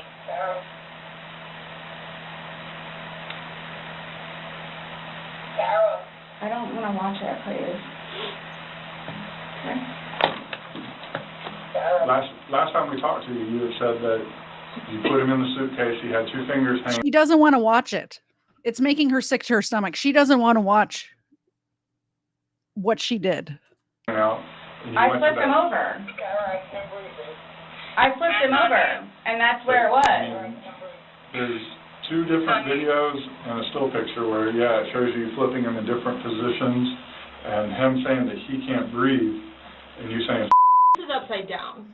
So in order for him to have gotten into it... It was flipped up.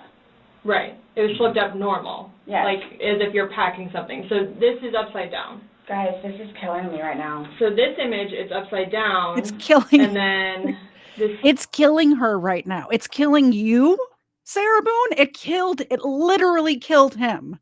But watching it is killing her. Small video that occurred 11 minutes later. It's flipped over the other way, closer to your dining room table. Okay. Now he's obviously still in there. So he didn't, how did it go from the back to the front? I flipped it. My plan was not to go upstairs and go to sleep. Well, that's what you did. Yeah. But not intentional. No, you told me you went upstairs because you were getting ready for bed. Stopped here. Okay, but... Where's here? Show me where you can see any fingers coming out, because there's the end. And his head's right here. Mm-hmm. So going like this, rather than going all the way up, it's like this. But why is he saying I can't breathe, and why is he pushing on it as if he can't get out? And it doesn't show a hole. There's no hole. There's no fingers. I don't see his fingers. There's no hole. I don't know what you want me to tell you. Like, I don't know, like, what you want me to tell you. I'm just showing you, I'm just telling you what we see and what we've heard from the other video. I understand. He's begging for you to let him out. You're laughing in the beginning, and then in the end it sounds kind of like a... No, it's not malicious. Well, saying... It's not malicious. Then what is that? What does mean to you? Well, like if I were to tell my partner, like he does. Like, I get called everything but a white woman, so okay. My intention was not to leave him in there. Please understand that. My intention was not to leave him in there. But you went upstairs thinking that he could get himself out, but the video shows at no point can I see his fingers. He'll be up here any minute. And then 30 minutes later, he didn't show. And he's telling you. And I didn't wake up. Do you think he's joking? You told me he was laughing, and we were before. The video, there's no. When we first got in there, both of us were. So how long was he in there for? Like this video is at 11:12 when it starts. So was he in there for like a long time prior to recording this? No. So it goes from funny to no longer funny. But you're the only one laughing. But I didn't think that he was like panicky. Like So pushing up on a suitcase saying, Sarah, Sarah, Sarah. I can't breathe. George has done that in the past before too, where it's just like he thinks that he's woe is me kind of thing, where it's like he's never been locked in a suitcase where he couldn't get out. So it's kind of, I thought it was the boy crying wolf kind of thing. Okay. And again, my plan. But nowhere in there is he laughing, is he joking. He is begging. And you're the only one laughing. Okay. And you're the only one saying derogatory comments. Like you're mad. No. please don't, I don't mean to sound negative, and I don't know if I can say this, but, like, it's like you guys are kind of trying to, like, feed me, like. No, I'm just trying to show you a video that you no longer want to watch because you probably don't want to know the outcome of how and what you said. Well, I know what. You know what's on that video now? No. You remember making that video? No. Why don't you remember making the video? Probably because we had been drinking. But you weren't drunk. No. Just because I went upstairs and just because you're drunk doesn't mean. She said so many times, we only had a bottle of wine. We only had a bottle of wine. I wasn't drunk at all. I wasn't drunk. I don't like to lose my wits about me. I would never get blackout drunk, wasted. And now all of a sudden, it's because I was drunk. I don't remember it because I was drunk. And this officer calls her out immediately, and I'm here for it. Times that you were not drunk. You said that you had your wits about you. You said he had his wits about you. Mm-hmm. You said that you don't like not having your wits. In my experience, if somebody cannot remember doing something to the extent of making 2 videos and a video and taking a photo, they are intoxicated. Okay. I understand where you all are coming from. Well, we're just trying to make sense of it. We're trying to figure out what you're saying. We're trying to figure out this video. You explain it to us. We're listening. I just did. Like, we were playing, and then, like, I thought it was... My plan was not to go upstairs and go to sleep. My plan was not to... He'll be up here any minute. But you willingly went upstairs and went to sleep. No one forced you to go upstairs and get ready for bed. My plan wasn't also to leave him in the suitcase. So why didn't you take him out? Because I went upstairs, and then I fell asleep. But why didn't you consciously think, he's asking to come out, he can't I didn't do it intentionally. What do you think is going to happen if you leave somebody in a confined space like that? Well, I thought by not giving it up all the way, it would be okay. My plan was not to leave him in the suitcase. And what was your plan? Waiting for him to come upstairs. You said you were up there 30 minutes. After 30 minutes, somebody not coming up. Knowing that the last time you saw him was in the suitcase, 30 minutes later, you're like, maybe I should go check on him? Maybe I shouldn't? No. Well, that didn't cross your mind because it didn't happen. That's like an assumption. Like, that's what you all are thinking. Just. We're asking. It's the whole. You tell us. It's the drinking. That's what it is. It's the drinking. I thought it was like, I thought he was okay. Like, I didn't, He's telling you he's not. He's telling you, Sarah, I can't breathe. He's saying your name and you're like, that's my name, don't wear it out. Guys, that's how we are with each other. Like, nobody understands our relationship. This whole suitcase thing never happened before. Would you leave someone else in a suitcase? No shit. I've never murdered him in a suitcase before. Thanks, Sarah. I appreciate the insight. Never happened before. Would you leave Lucas in a suitcase jokingly? Because it was a joking matter. You put him in there jokingly. Would you leave Lucas jokingly in there? And you love Lucas, right? And you love I wouldn't George. do that to him either. I wouldn't do that to him. So I just... Well, it's not like, again, I don't think you all understand. Like, it's... I mean... That was not my intention. Well, y'all don't have any idea what I've done for him. But by your acts, and that's exactly right. You get to the point where you've done so much for somebody and they don't show you any appreciation. He did. Not by your words in the video. I don't get that. He did. Because you bring up the fact that when he's choking you, you can't breathe. That's how you felt when he cheated on you. You couldn't breathe. And you verbally several times told him just F you. Well, you said it in the video, but you won't let us play the rest of it because you don't want to... When I say cheating, it's on his phone. Okay. Cheating is cheating. I think so, too.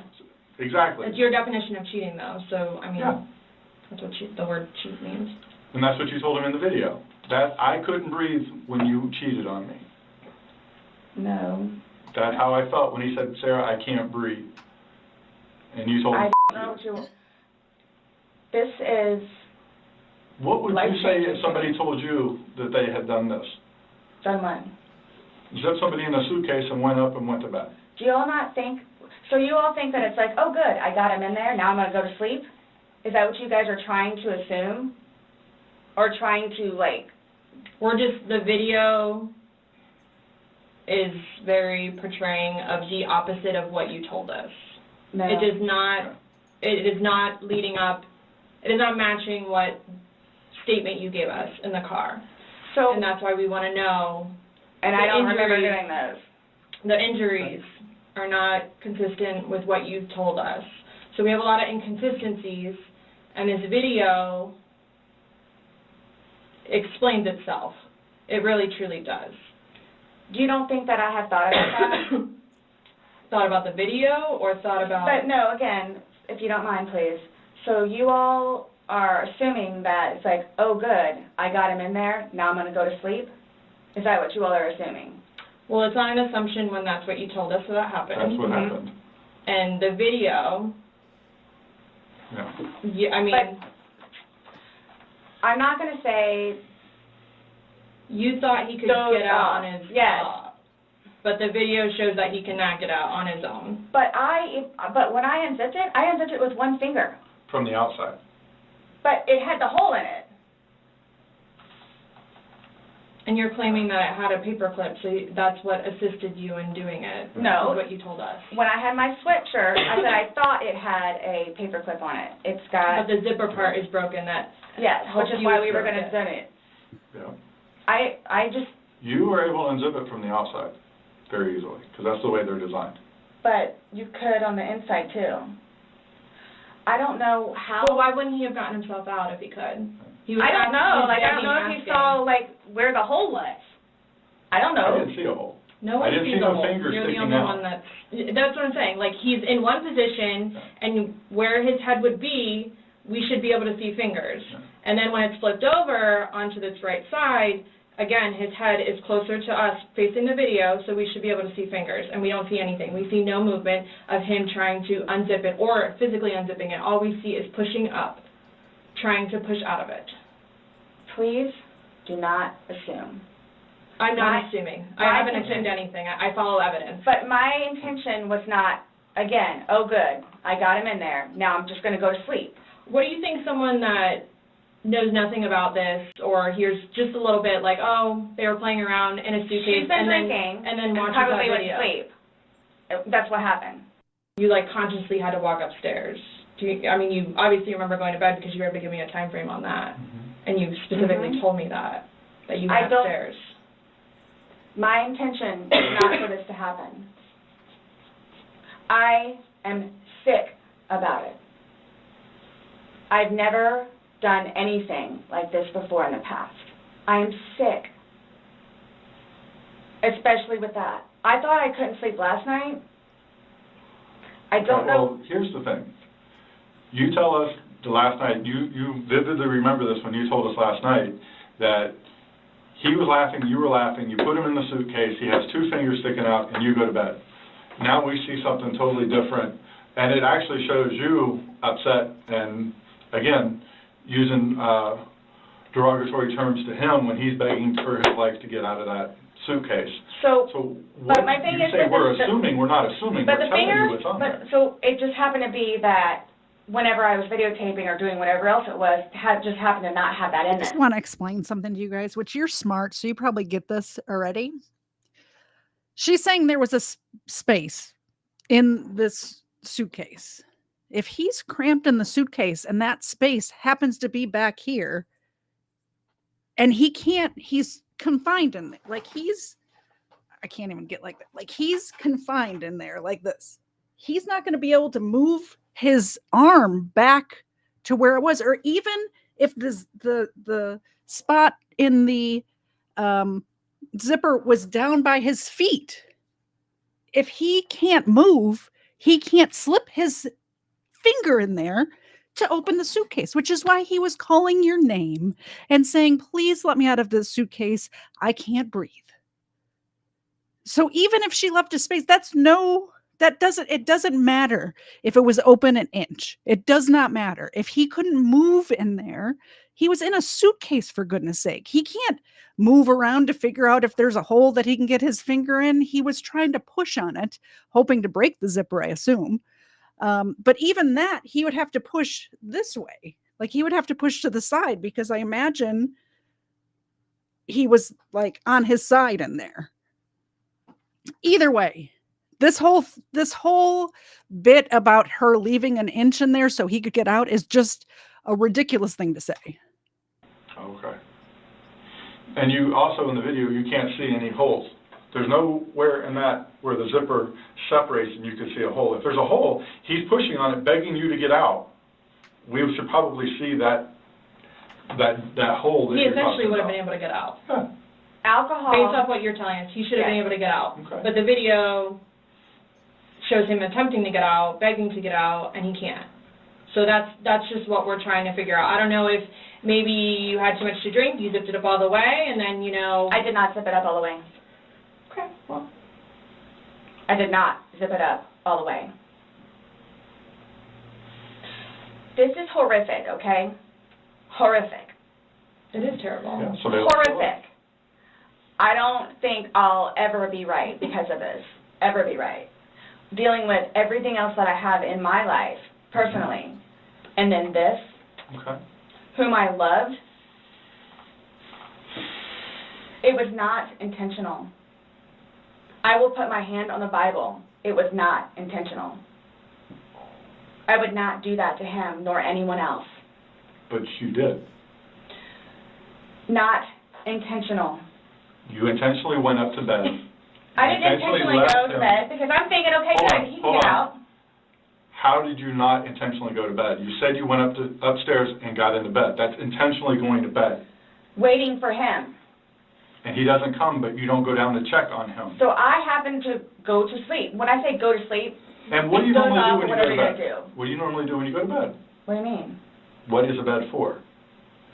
Going to sleep. Right. So you go to But bed to obviously do you what? can tell too that, like, I've You been go to drinking bed also. to do what? Okay. You kept telling us, hey, I wasn't intoxicated. I wasn't this. I wasn't that. Being drunk and intoxicated, which, yes, Okay. you can tell that I had been drinking, but Okay. So if you weren't intoxicated, then why would you ever leave somebody in a suitcase that's begging to get out, that's telling you they can't breathe? if I hadn't been drinking, you still think it would be the same thing? Where it's like, hop in, I'm going to go to sleep. Is that what you all are trying to do? To portray me We're not as? trying to do anything. I'm simply asking you to explain to me what happened. Everything was fine and dandy. I don't want to call it fine and dandy. Was fine and dandy. Explain You to all me how. don't, okay, for me to tell you this, again, mind you, I've been without him for a day now. Mm-hmm. I don't know, I mean, I don't know what you all want me to tell you, because this was not in any way, shape, or form, hand on the Bible, intentional. I love that the female officer is just playing his cries for help in the background while she's trying to deny she did anything wrong. It's heartbreaking, but I think it's a good tactic in this particular interview. Okay. So you just left I him there didn't to kill teach him. You left him there to teach him a lesson? I didn't mean to leave him there. That's what I'm trying to tell you.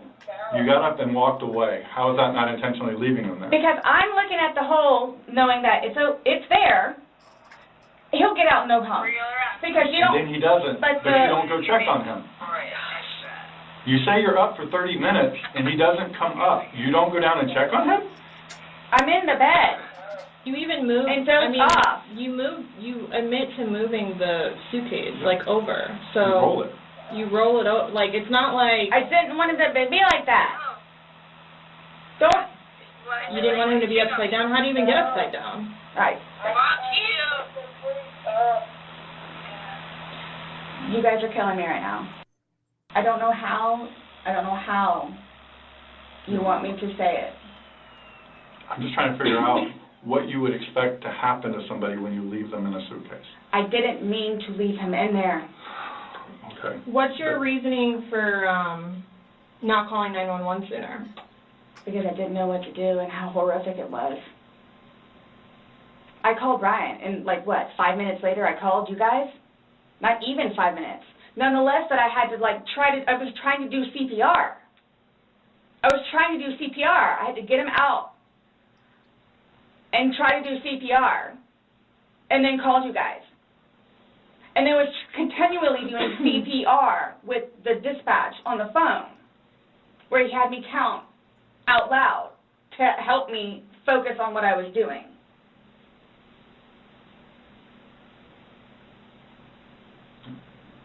It just, I don't know how, I mean, you can sit here all day long and say, I thought he was going to get himself out, but he didn't, and you went upstairs, and you stayed there for 30 minutes before you fell asleep. But can I say, too, You chose not to ever at any point during that 30 minutes walk back down and check on him. No, wait 1 second. Because I know, with you all, and then, because you continually ask me, time frames, where I told you, I don't bother even looking at the clock most of the time. So it's a guesstimate. So for all I know, maybe it was 10 minutes. Okay. But the point is, you left the living room where he was begging for help and went upstairs. Regardless of how long you were there, you left. You say, I thought he was the boy calling wolf. Again. Okay. So when he asked to be let out, what's your reasoning for not letting him out? When I was upstairs?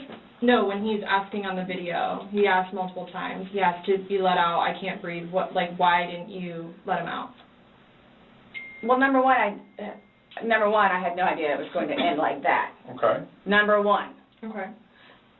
Number two, just, you know what? I'll give you 5 minutes or so in there. They'll give you 5 minutes or so. 5 minutes for what? Well, based off the video, one video is at 11:12 and the next one's at 11:23, so you actually gave him at least 11 minutes per video recording.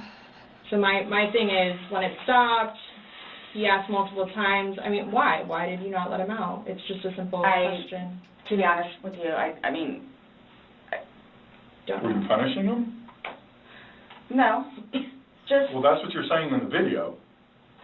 This is what you get. This is what you make me feel like. See, and then it's all backfired on me. It's all backfired on me. And I understand the severity of it. Backfired on you. He died. He died, and these officers are investigating it. So, yes, it's all on you, Sarah Boone. It's all backfired right on you because you're the one that did it. You're the one that locked him in there. Hi, Christo. Nice to see you. Yes, He's dead. It's awful, I know. Okay. It's awful. And I will tell you both this right now, too. I will never drink alcohol again. Okay. I will never drink alcohol again. I don't care what it is in any way, shape, or form. But let's get back to this. What was the reason for leaving him when he's begging to be let out? I don't understand that. What I have a feeling was, and again, it's the whole time frame thing. I'm not asking a time frame. I don't care about a time frame. He's in the bag saying, I can't. My God. And you say, F you. For the whole few minutes that he was in there, Minimum 11, but yes, go ahead. It's a few. 11, minimum. For one video. Well, in between the two videos. Between the 2 minutes. videos? Okay. Yeah. So what was the question again? When he's begging for his life, telling you he can't breathe, let me out, and you say, F you, why don't you just let him out?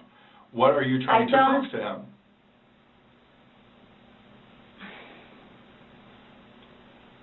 There was obviously something in your head that you were thinking of when he was asking to be let out, and you're like, no. Again, it's the boy calling wolf. Okay, but where does this game end? You say this is a game, you got somebody in there. Obviously, the wrong way. So what was your intention for leaving him in there? And it's not fair. It is not fair. You guys. I'm going to pause it right there. We Need Peace brings up something about death row. I don't think that, and this is just my opinion, I don't think this is a death row case. I think that this is manslaughter. I think this might be second-degree murder. I don't think she thought he would die. I think this is akin to getting behind the wheel, plastered, and killing somebody. I think it's a similar case to that. I don't think she meant for him to die. So I don't think this would be considered a first-degree murder case. And that's the only one that you could get death row for. It's horrible. She's an awful person. We all see it. But I don't think it's a first-degree murder case. Are trying to, again, he's in there. Night, night. That's what happened. No. That's absolutely what happened. Intentionally. How's it not? You got up off the couch, walked up the flight of stairs, and got in your bed. Thinking he was going to get out. And he didn't, and you still didn't go down and check And it's on the whole 30-minute thing that you guys are trying to do. I don't care about whatever. It's like, for all I know, it's 10 minutes. He's begging for his life. He's begging for his life, telling you he can't breathe. I don't know what you want me to tell you. Like, I don't. I didn't intentionally mean for this to happen. But you can't tell us why. By the way, if any of you ever find yourself in a situation like this, get a lawyer. What is she doing still even talking to the police? Everybody get out your, not your How to Get Away with Crime notebook. Actually, this is a good time to take a break. We're going to take a break and then we're going to watch the rest of this video. You can purchase your, not my How to Get Away with Crime notebook over here at KDZ.com. Just go over to the collections, hit the Overruled tab, pick one up. If you don't want this one, you can also get an Overruled notebook right here. Same price. Get one of each. Why not? They're very nice. So everybody get out your not your How to Get Away with Crime notebook and write down in there, if you're ever questioned by the police over something like this, get a lawyer immediately. Stop talking to them. What are you doing, Sarah Boone? Not that I want her to get away with anything. I'm just saying, don't talk to them. There's no reason to be talking to them. By the way, the winners of last month's game night both got a How to Get Away with Crime notebook. I know one of them said they got theirs already. The other I haven't heard from, but hopefully they get it this week sometime. But this was the prize last month for the game night. This October's game night will be this coming up Saturday. Anyway, KDZ.com. We have all of the merchandise over there for this show, the Crimeland show. And of course, you can get Iggy Normus Jr.'s merchandise, the Christ is King merchandise, KFAR's merchandise, Sunset Saints, as well as Patriot Jam merchandise. Head over there, pick something up. Why not? Everything from this section here, the Christ is King section, every single penny that we make from that. And that's myself, Iggy Normus Jr., and Let's Be Frank collaborate on this. And we are giving all the proceeds to onemorechild.org. So pick yourself up a coffee mug, pick yourself up a t-shirt. Why not? If you don't want this junk, just donate them to them directly. That's good too. It's onemorechild.org. Anyway, back to the show. KDZ.com. Go get your stuff.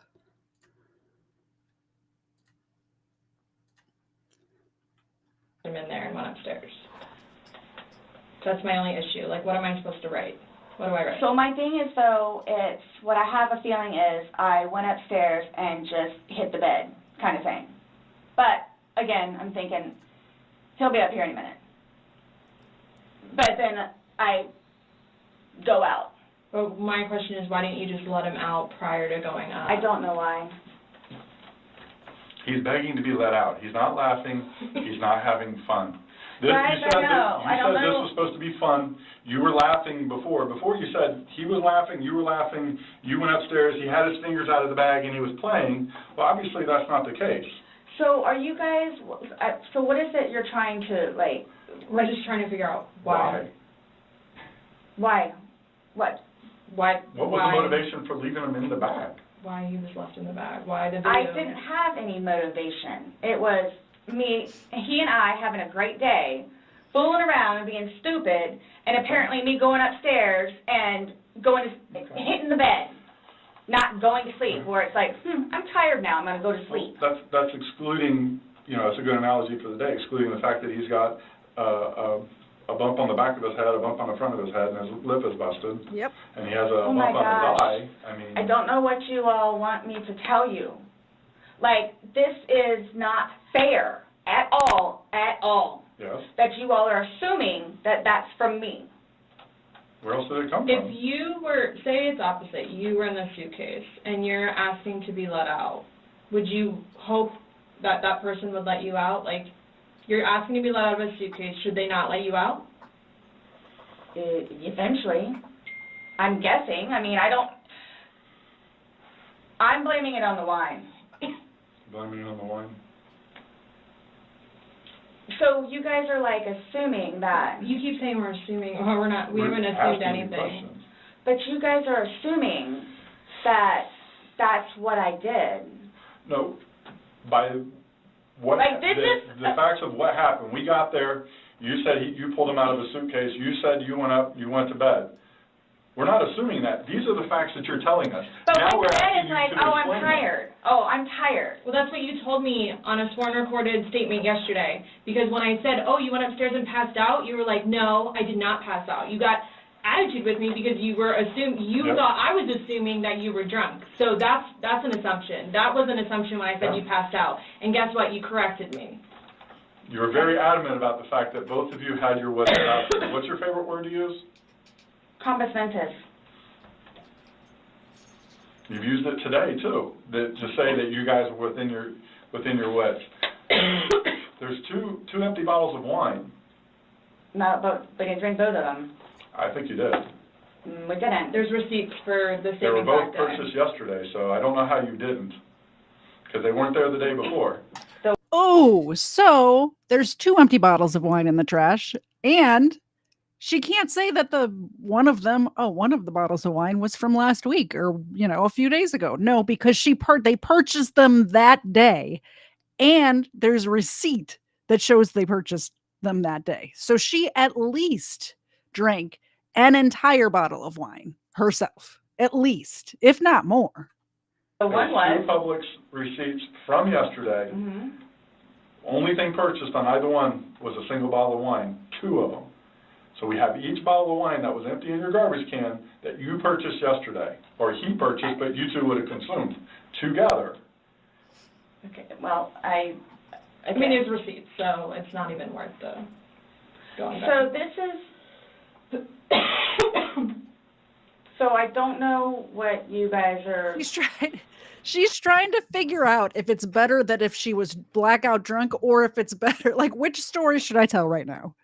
Which is gonna shine a better light on me, that I was blackout drunk or that I wasn't? Because the day of, she was adamant that she's not she's not a drinker, which the evidence shows that she's an alcoholic.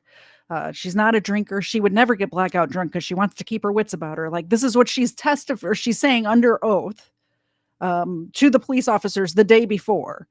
Then, now all of a sudden she's trying to think, well, maybe it's better that I was blackout drunk. But she's so used to denying the fact that she's an alcoholic that automatically when they say something about her being drunk or 2 bottles of wine or any of that, she just automatically lies about it because she's so used to lying about it. I don't know. We were just hoping that we could figure out why you... What was the motivation? There was no motivation. Wow. Well, we're watching a video that, after talking to you, everything was laughing and fun. Now we're watching a video where it's not laughing and fun. He's begging for his life, and you are in a very angry voice telling him off. No. Yes, that's absolutely what it was. It's not an assumption. The video's there. We played it for you. So you guys think that I intentionally... You did. You got up off the couch and walked up the couch, or walked up the stairs and got into bed. That was intentional. There's no way getting around that. You intentionally did that. Nobody drug you up there.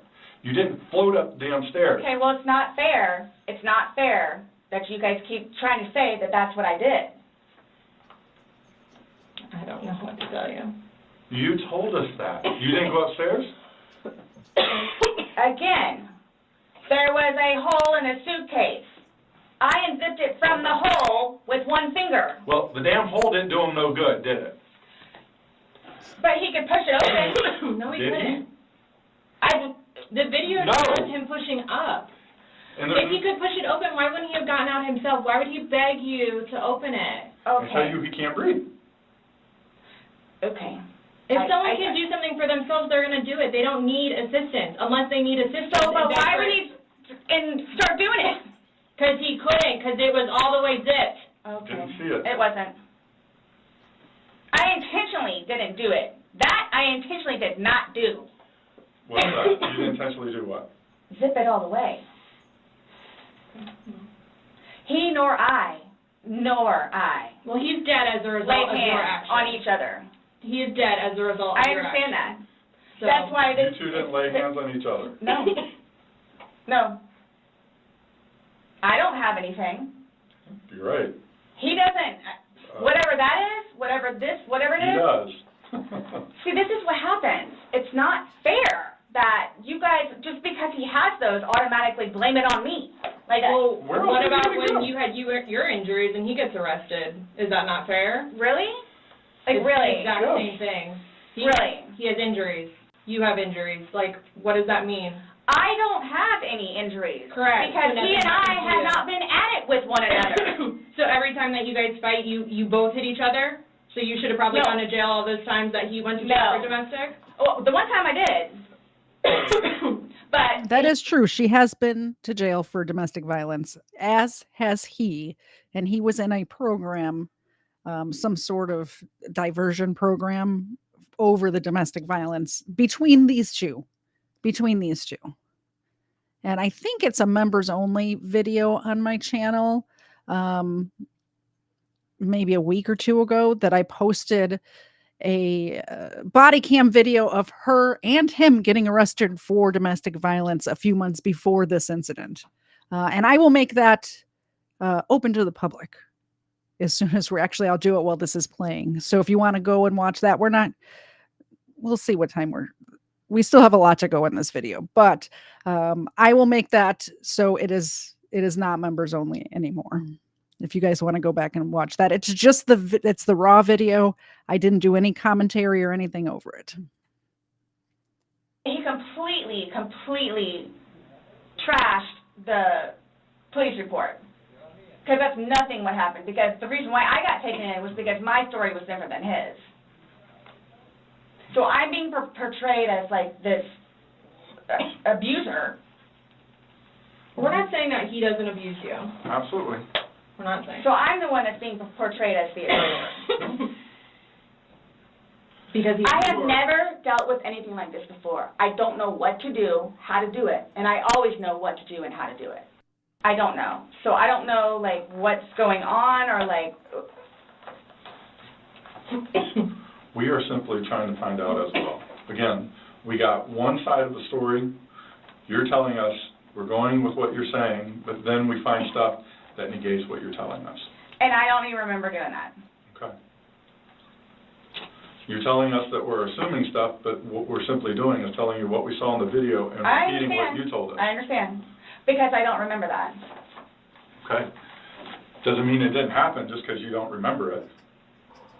So is the texting thing something about me? Like, what's... The what? Texting? Oh, no, I'm texting. No, You guys are scaring me, so, like, I don't know, like, what to expect. I mean, I had questions of things that need to be taken care of. Like, I don't... What are your questions? I have one last question. You realize you're the person that killed him, right? I thought about that. Okay, you left him in a bag when he's begging you, saying, I can't breathe, let me out, and you said, F you. And you got up off the couch and went upstairs and left him in that bag. Not intentionally. Again, I would never do that to George. you did. Not It happened.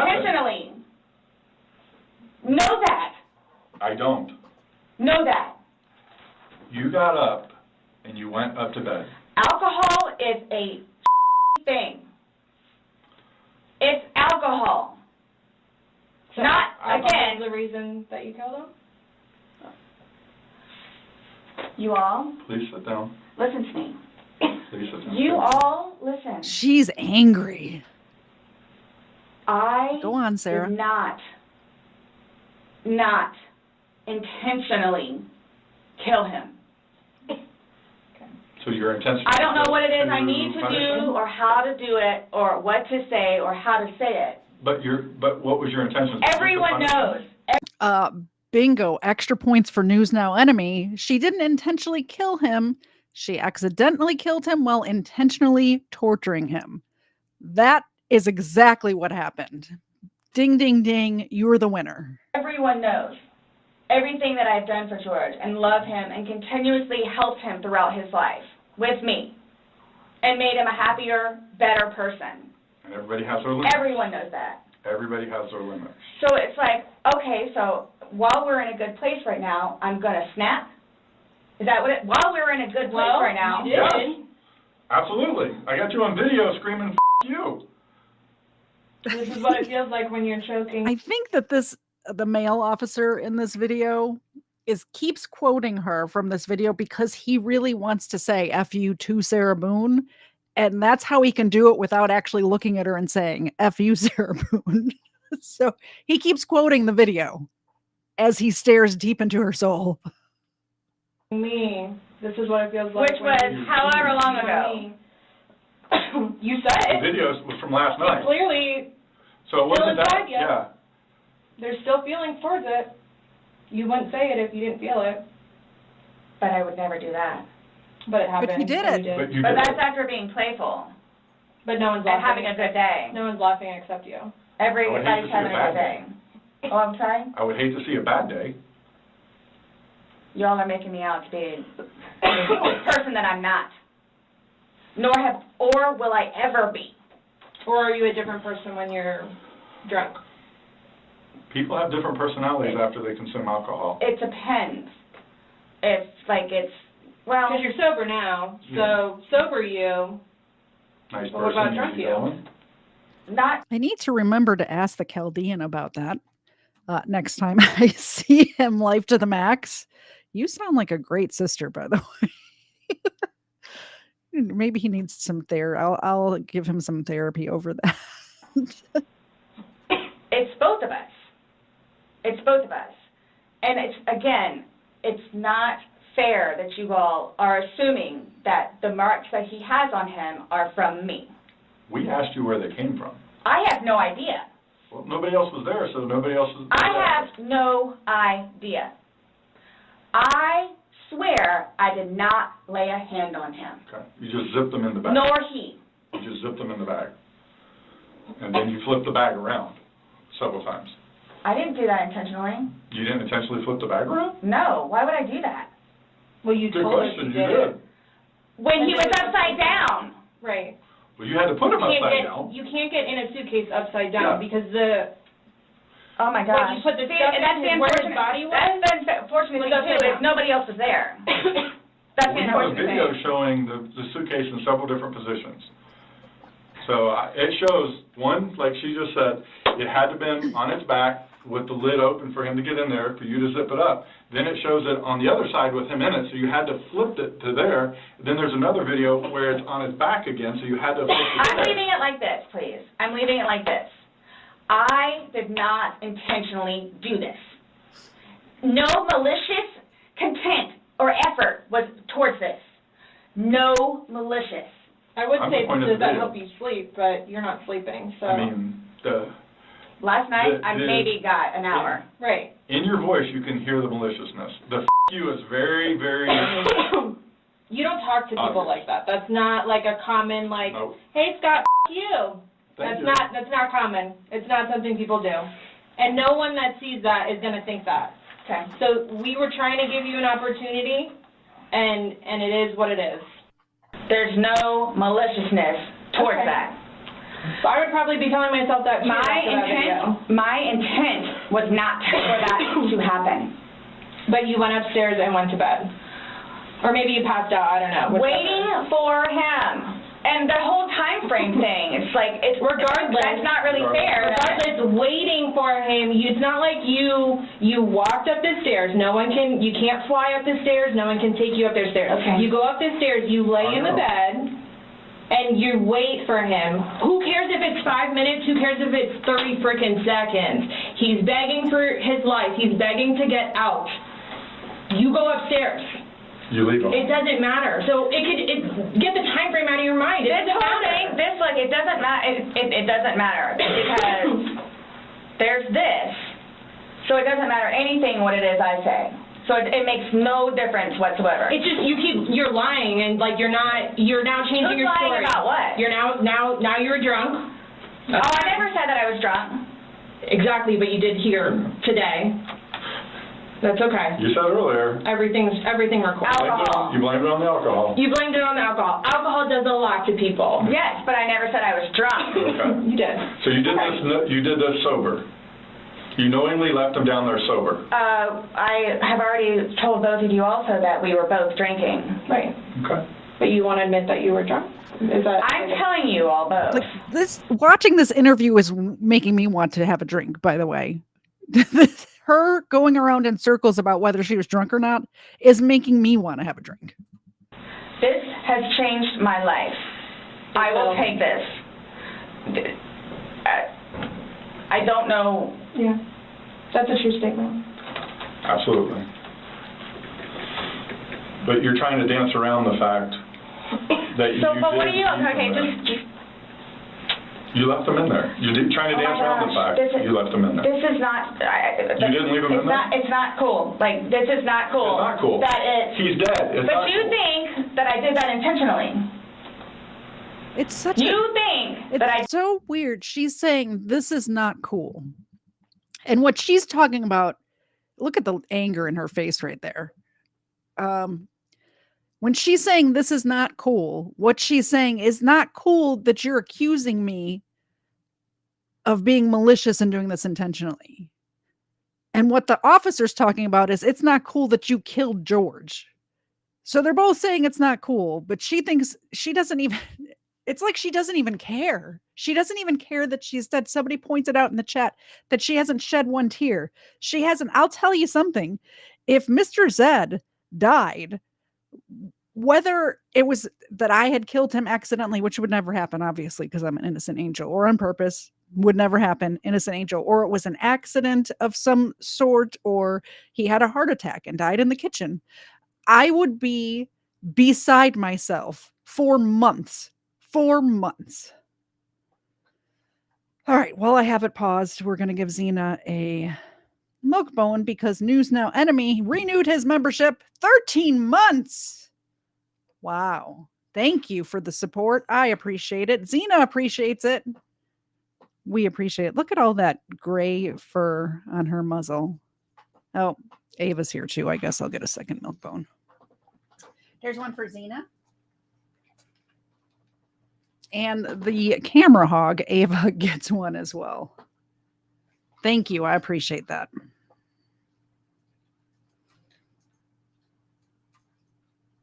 Just, man, that pause game strong, by the way. Look at the look on her face. Imagine her being angry with you and what she's capable of. Look at the look on her face. How scary is that? I did that intentionally. You intentionally left him in there and left the room. You went upstairs to a different room. You intentionally did that. You did. Yes. Because I'm thinking he's going to get out. Okay, and he didn't? Obviously not. When somebody's begging, saying, I can't when you breathe. say that, though, but you have to, y'all Please let me out. I can't y'all breathe. don't know George, though. Like, again, I thought it was the boy crying wolf. So it's just like, what? Oh, so if your son was in there and said, I can't breathe, are you going to open it, or is he 9, so he's not, Really? It's not a big deal. I'm just valid question. Well, you said you would never put your son in a suitcase. You would only put George in there. No, George got in the suitcase. And you zipped it up. Not all the way and not intentionally to leave him there. But that's what happened. But you keep going away from it. I don't know. That's exactly what happened. You went to bed, woke up the next day. Are you all trying to have me admit that? Like, are you trying to have me admit that? Because I will never admit it because it's not true. It's not true. I'm basically stating as a fact because that's what happened. Okay. You videotaped him asking to be let out. You go upstairs. So what, guys? So what? Like, just, I don't know what you want me to say other than it was not out of maliciousness or intentional. I don't know what or how I can say it. I love George. Love him. To this day still. Love him.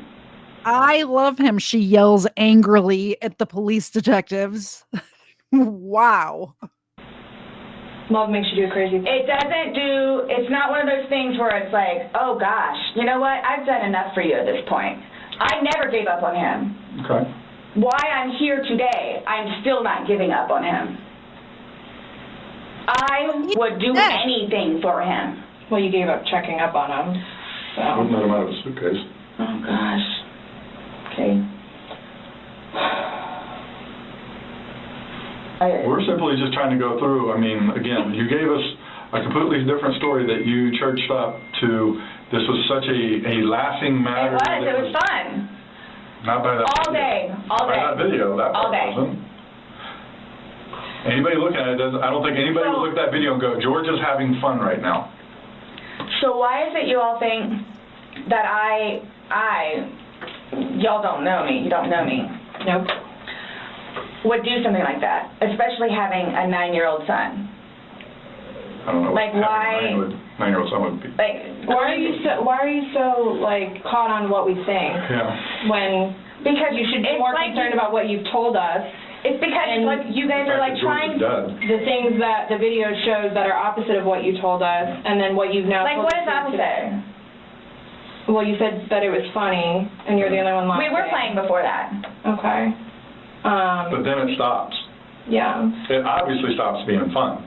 Well, because you're screaming at him, he's begging to get out. Thank you very much for becoming a member, Trucker70.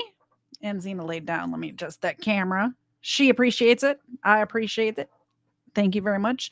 Game night, which is my special members thing that I do, is Saturday. This coming up like a week from yesterday. So check out the community posts on Saturday, a couple of hours before. We usually do it about 8 o'clock. So a couple hours before that, I will post the link for you to join.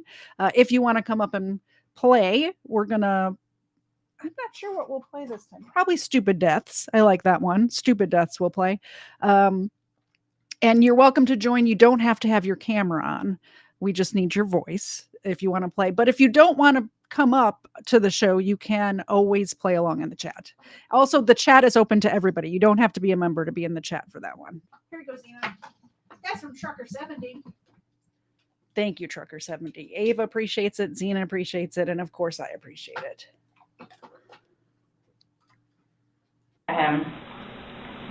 Sounds like screaming to me. I don't know what you all want me to tell you.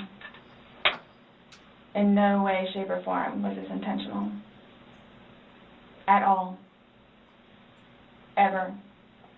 Okay. Are you still going to allow us to do your fingernails? Go for it. Go for it? Okay, cool. All right, I'm going to get that set up.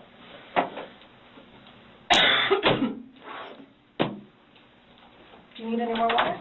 No, but when you come back and I ask about this? She's got her questions written down, by the way, that she went in there to ask. So what? Just don't understand. So it was. I don't understand how your story changes so much to the fact How is it changing? Please help me explain. Understand. You went on about how this was such a playful thing, and you guys I'm were so sorry to hear that, Surrender Monkey. That's horrible. I'm so sorry to hear that about your friend. And it probably was for a few minutes, but then it obviously changes. The whole demeanor of this whole situation completely changes. It's not the funny, laughing matter. He's not laughing at all. I didn't think he was being serious. You absolutely sound serious. I didn't think so. Like, just You don't think your voice, you sounded serious? It's okay. I don't know what you want me to tell you. It was a great day. Okay. It didn't end well, obviously. I was going to say, that's, I mean... I can't explain to you how horrific it was to find him. Horrific. Because I don't remember taking those videos. Okay. How horrific. I'm thinking he's in the bathroom. I'm thinking he's downstairs in the laptop. I can't find him. So what's going to happen? Like, here's what gets me, though, is you don't remember taking videos, you don't know where he is, you don't remember him being in the suitcase, and you're still telling me that you had your wits about you. How does someone have their wits about him when... See, that's the thing, too. But you can clearly tell that I had been drinking some. You can clearly tell. I had several people that came up to me in that apartment complex said that you were drunk on a daily basis. Oh, my gosh. Right. Regularly. That's an interesting reaction to the officer realizing that she's been drunk on her, letting her know that he knows that she's lying about not drinking every day.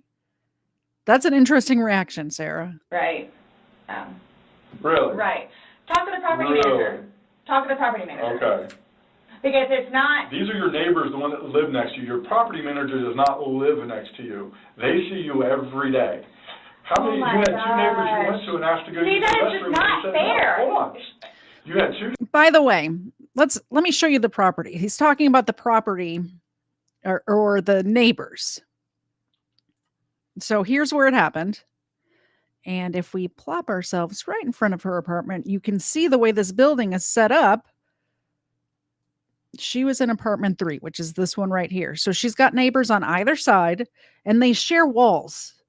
So if there's arguing going on, I don't know how many of you have lived in apartments before, but I have. You can hear if there's arguments going on next door. Now, these were 2-story apartments. So they're pretty skinny, but they have an upstairs and a downstairs.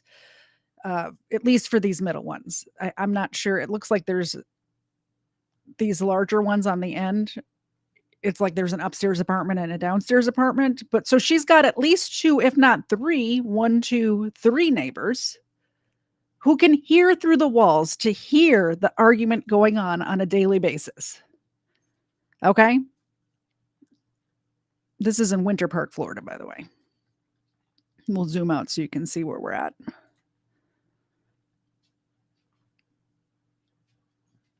Just northeast. I know my directions. Northeast of Orlando.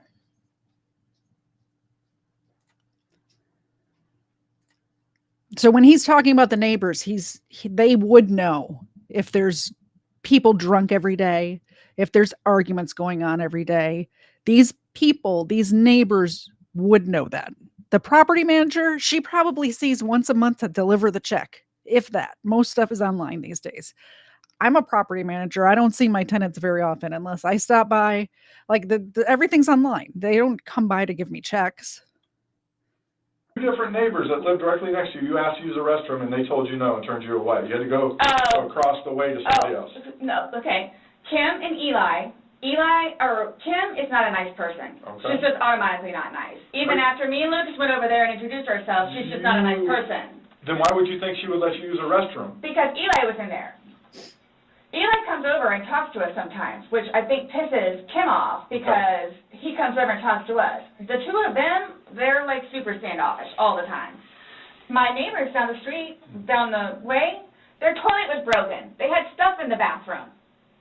So then they're like, go over there and try over there. There's 2 bathrooms. I wouldn't let somebody go upstairs and use my personal bathroom. That's what the downstairs one is for. If it's somebody you like, would you? Or somebody you knew? They're in the process of doing all this stuff in the kitchen, and there's stuff in the bathroom. By the way, if somebody asked to use my bathroom, if something like this was going on, and they couldn't get into their house, or apartment in this case, but in my neighborhood house, and it was my neighbor that I like.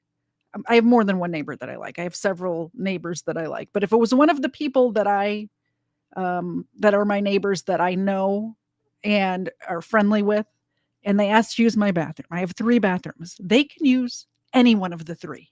If the hall bathroom was broken or the downstairs bathroom was broken, they could use my bathroom. It'd be fine. So this whole, I wouldn't let somebody use my upstairs bathroom. You have nobody. Let me know in the chat. If a neighbor that you were close to, that you were friendly with, needed to use your bathroom and the only one available was in the master bedroom, would you let them use it? I would. I don't know why you wouldn't. When the toilet doesn't work, just walk across the way. No problem. And of course they let me in. Them and them, they're together. They're families. And nonetheless, if you really want to know, and I hope it doesn't get them in trouble, but he is over here illegally. So he's trying to work on getting his green card. What does that got to do with you using the restroom? They didn't want to be involved. Should I use yours? You gotta use yours. No. I was asking last night because, we had several different people in the neighborhood come up saying Eli that and she Kim. was drunk on a regular basis. Eli and Kim. Okay.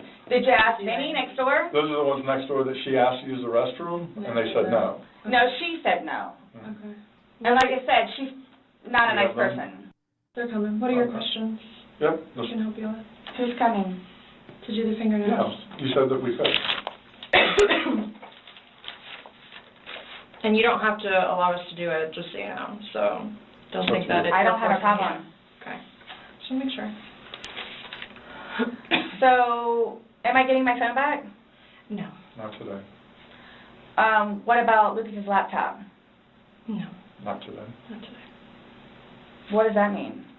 We're still going through everything. Oh, that's fine. You're the one just telling us there's videos that we need to see on it, so we need to do our due diligence that we go through everything.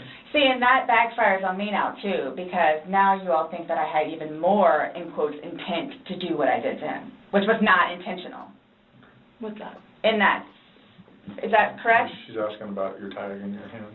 No, but I'm asking if that's correct. No, I'm not going to agree to anything that you're saying. I'm not, that you're... No. So, his probation officer. Mm-hmm. Do you all inform her, or do I need to call her? We don't have to inform her, so if you would like to call her, you can. Are you saying because he's still on probation? No, but because of the nice lady that she is and all that she's done for him, I didn't know how it was. Legally, we just have to tell his parents, and we don't go telling. Everybody else? I didn't even know who his probation officer was, so no, I wouldn't go tell. So the same thing for classes. I need to do that too. Classes? You need to do what? Substance abuse class and his batterer's intervention. Yeah, something else I was just getting ready to ask. So, other than this, so initially, what was the cause of death? She is still pending because she wants to hold the body for an additional day to see if more of those bruises turn into something bigger. And she's doing some other tests that she's got to do. So she's pending it for now. So, and that couldn't have been because of him being in the suitcase? Or y'all are saying that I physically did it? That's what she's determining. So the ones on the head, I asked her, could that have been from the suitcase, and she said she didn't think so. I didn't touch him, nor did he touch me. Okay. I'm leaving it at that. Okay. So I don't know if you all know how to do this, because so that's what I was going to get ready to ask you. So are you all updating his parents today, or when you get final whatevers? She's very worried about his family finding out. Very worried, which I would be too if I killed somebody, right? Thank you very much for the super chat. Life to the max. My co-hosts appreciate it. They did return. I had to holler for them, but they did come back, and this will keep them here. There's Ava, and there's the Xena, the old girl Xena. There you go. Thank you. I appreciate it. They appreciate it. We appreciate it. What does it matter what we tell his parents? What do you mean? Because We're gonna talk with them. Yeah. Okay, I have to. But it's gonna come down to me. What do you mean? Like, so it's being put on me. Who said that? But I'm not. So what is it you would tell them? We're gonna give them an update, just like we gave you an update on their autopsy. Okay, so it's whatever bruise, and Here's the thing. whatever on the head. We had to deliver news to them last night that their son was dead. There's not a whole lot of conversation that goes on after that. It's not a very easy thing to do. Was it yesterday or Sunday? Sunday. Today's Tuesday, right? Let me give you the timeline. So Sunday, Sarah and George were doing puzzles and playing games and apparently drinking at least 2 bottles of wine. Then she locked him in a suitcase and went to sleep. Didn't wake up till like noon, 12:30 on Monday. Then didn't call the police until like 1:30 Monday. And today, during this interview, it's Tuesday. That's the timeline. So she's confused. So yeah, it was Sunday. It was Sunday that she locked him in the suitcase. It was Sunday that she went to sleep and left him there. It was Monday afternoon before the police came and started investigating this. So it was 24 hours before this interview was taking place. Did we not meet you yesterday? We met you yesterday. Yeah. I'm just asking. Right? Did we not meet yesterday? It's a valid question. Really? Yes, on Monday. Okay. Got it. Perfect. So I don't know if I ask you guys or how I find this out other than talking Surrender to Monkey. They were dating for several years and living together, but they started out as drinking buddies while she was still married to the other gentleman that we saw in the first video. parents, which is not going to happen. Yeah, probably a terrible idea.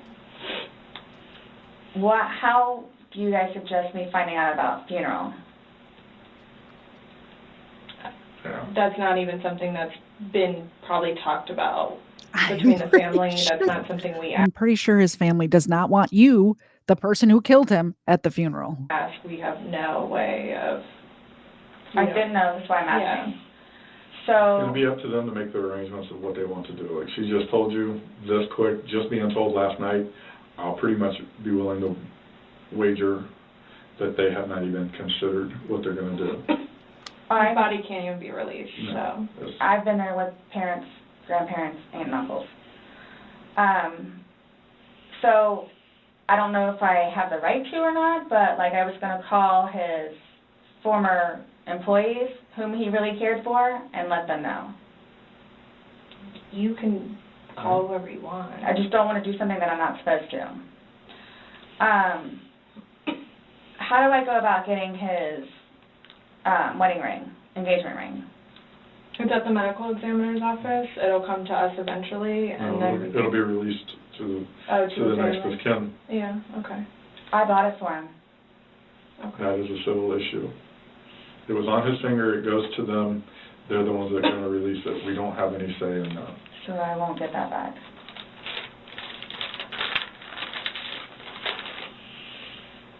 So for all of this, like how Imagine your loved one, your significant other has passed away, and you write down questions. You write down questions to ask the police. That's what's in her hand. Questions that she wrote down to ask the police. And you're asking about getting his engagement ring, which isn't a thing for guys, so I don't know what that's about, back because you paid for it. You want it back. It shouldn't go to his family because I paid for it. This is insane. This is insane. do I find out what's what and how many, like what's been found? What do you mean?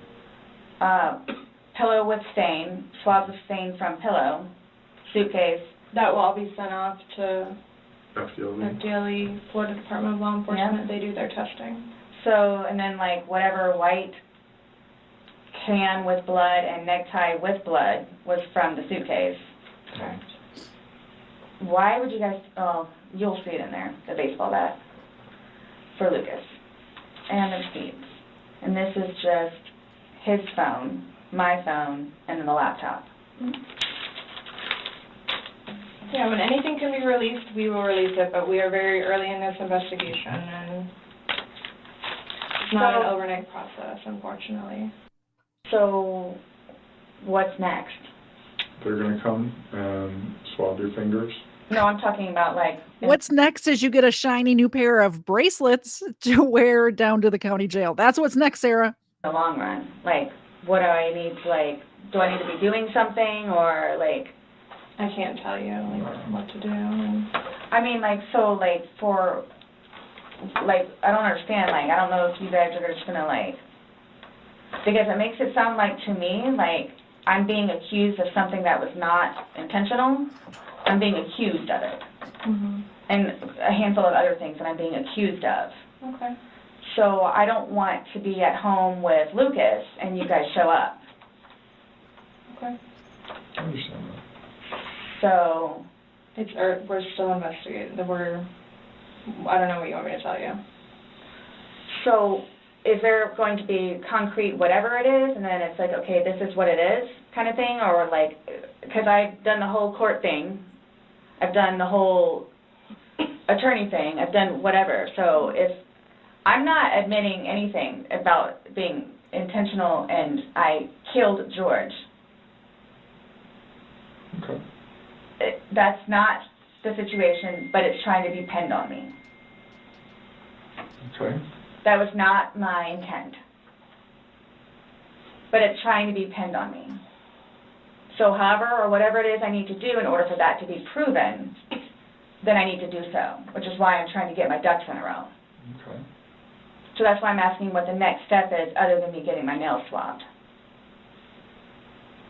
I mean, you want me to tell you how to not be accused of a crime? Is that what you're asking? Like, I don't know what you want. I'm trying to prepare myself for whatever may need to be done so I can, I guess, stick up for myself.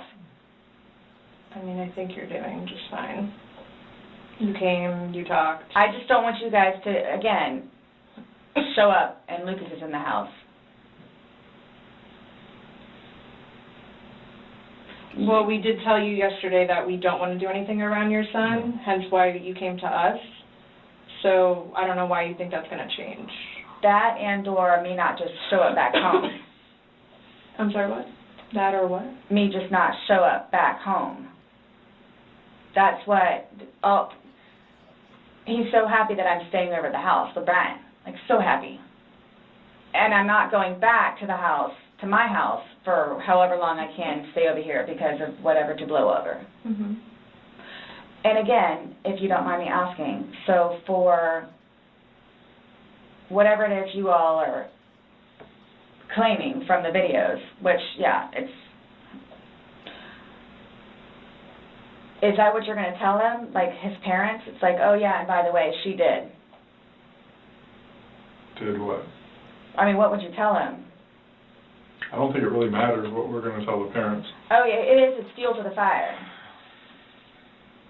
Well, we can't hide things, and I don't know. I'm not saying we're going to go. I'm not saying that we're going to go and tell them every single thing we have. But again, this is the Orange County Sheriff's Office, that's public record, so eventually, like, this all will come out. Mm-hmm. So, like, I'm not, you're making it sound like we're going to tell them something, so then your life is in danger, and I don't like that accusation. No. So, let's just nip that in the butt right now. Well, that's what's going to happen. I cannot What are we going to tell them? But we can't even, but so technically there's no concrete report yet, even. Right. So it's, you want me to, like, tell you exactly what I'm going to tell them. I don't know what I'm going to tell them. I don't know what I'm going to tell them. Let's just leave it at that. Just like you don't know why you went upstairs. I don't know what I'm going to tell them. So parents that are dealing with can I call you the way that I did last time? Yeah, my phone is an open line. Missy should be there. I don't know what's taking so long. Let's come out and look and see. I get it. Look, I get it. That looks really bad. Mm-hmm. So that's what scares me. Like, what do I need to plan on? Like, what do I need to plan on? I promise you, on my son's life, it was not intentional. I promise you, on Lucas's life, it was not intentional. Do not swear I don't know on you. your I child's can't life. say I Do know not swear on your child's life. Please, just don't do that. anything about you. I don't know what would be a true statement, what would not. I mean, if you're promising on your son's life, that's fine. That's how much it means. Sorry. That's how much it, look, that's how much it means. Okay. I hope you take that to heart. Please.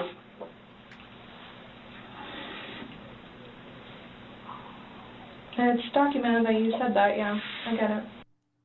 I hope you all can really both truly understand that that was not my intent. I miss him a lot. I mean, No more. but my question has remained the same. What do you expect to happen to somebody when you leave them in a position like that? Yes, but you have to understand too. I know. No, just what would you expect to happen to somebody when you leave them in a position? I had no idea because I've never done it before. Why have you never done it before? Why would I? Exactly. Why would I do it before? Why did you do it now? I clearly have said why. Why? No, you don't know why. You just know that it's not intentional, Yeah. but you don't know why. But that's okay. Really? I'm not trying to force you to say something that you don't know. The fact that you guys would assume that I'm that kind of person. We're not assuming anything. We're going by the facts. It happened. Like you said, you don't know me.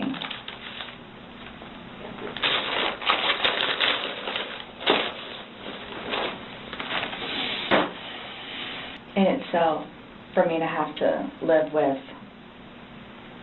getting him out and doing what I did is punishment enough. Her knowing what she did is punishment enough, guys. Don't forget. Her knowing what she did and how it ended is punishment enough. She does not need any more punishment.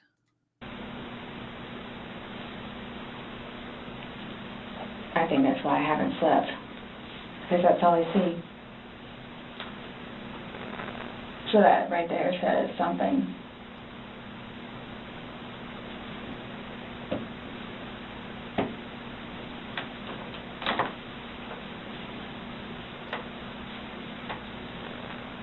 Not my intention. Nonetheless, I have to live without him now. Yeah. Nonetheless. Yeah. Punishment in itself. Yeah.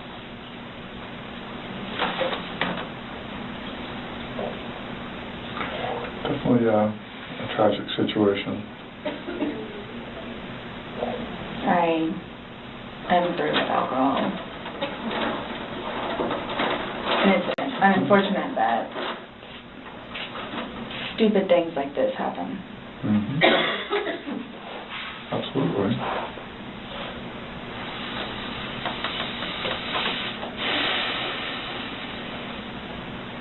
Nonetheless, I have to live without him now. Mm-hmm.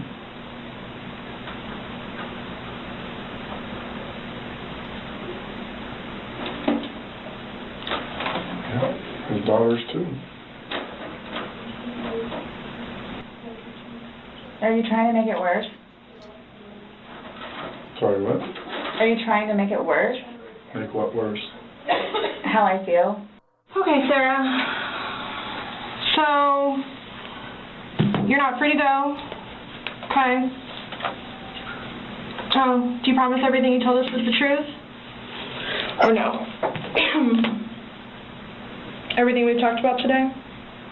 Yes. What do you mean? He has to swear. Remember how I swore you yesterday on the audio recording?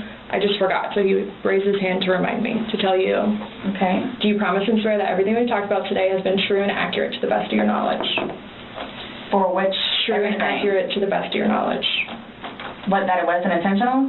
Everything you've said today, everything that's come out of your mouth has been true and accurate to the best of your knowledge. To the best of my knowledge. Correct. Yes. Why? Because anytime we talk to somebody, we want to assure that everything that we've talked about is true and accurate to the best of that person's knowledge. It's not a trick question. To the best of my knowledge? To the best of your knowledge. Everything that you've told us today is true and accurate to the best of your knowledge. Yes, but it was not intentional. Okay. Okay. All right, do me a favor, stand up.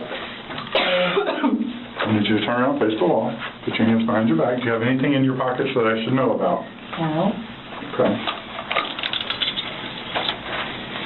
Why is this happening? Because George is dead.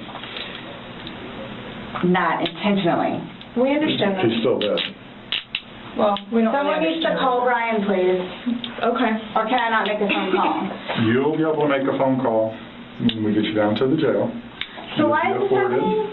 So this was a trick? No, it's not a trick. How was it a trick? I'm in here to ask you to explain a few things to us. And you were read your rights. Your response to everything was basically, I didn't do it. Intentionally. I have to go through that. Doesn't matter. He's still there. Do me a favor. Have a seat.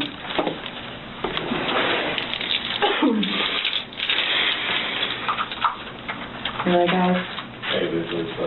Really? So if I didn't show up? Why is this happening? Because before y'all said I could leave. That I was done after this, after that. We were done, yes. We were done. Absolutely. So now, so that's what it is. We are done. Right. Not intentional. Okay. So what am I supposed to do now? Get a lawyer. Someone needs to call Brian. Okay. Lucas is waiting for Mom to come home. This was not my intention. I thought I was waiting for you all to come and figure out what's what and how many. That's what we're trying to do. And I was going to be able to go home and see Lucas.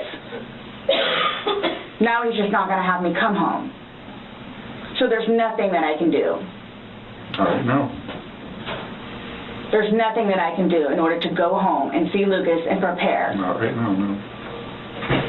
You'll be afforded a time in court. You'll be afforded an attorney. You'll be afforded a chance to talk to a judge, and all that stuff will be worked out. But what's the time frame for that, though? I have no way of being able to tell you. You should make first appearance probably by tomorrow morning, if not tonight, depending how things are busy, how quickly you get down there. I don't work in there. I had a suspicion this was going to happen. Okay. And I need water, like, really bad, please. Have a seat.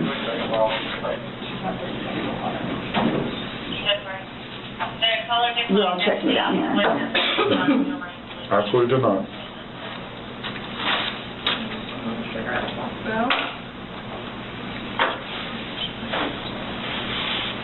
I just got those. Okay. They are not allowed in the jail. She's talking about her pack of cigarettes, by the way. So I can't even smoke cigarettes before I go. What? Am I good on that? She is fucked up. And what am I supposed to do with my car? You'll be fine where it is. When you get down there, you'll have free phones. You'll be able to call.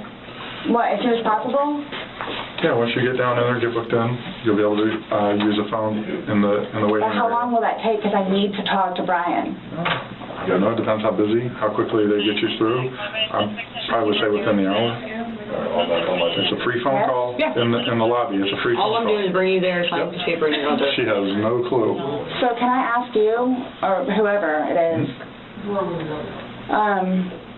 those holding cells, the holding cells, am I going to be put in one of those? I don't know. Last time I had a panic attack.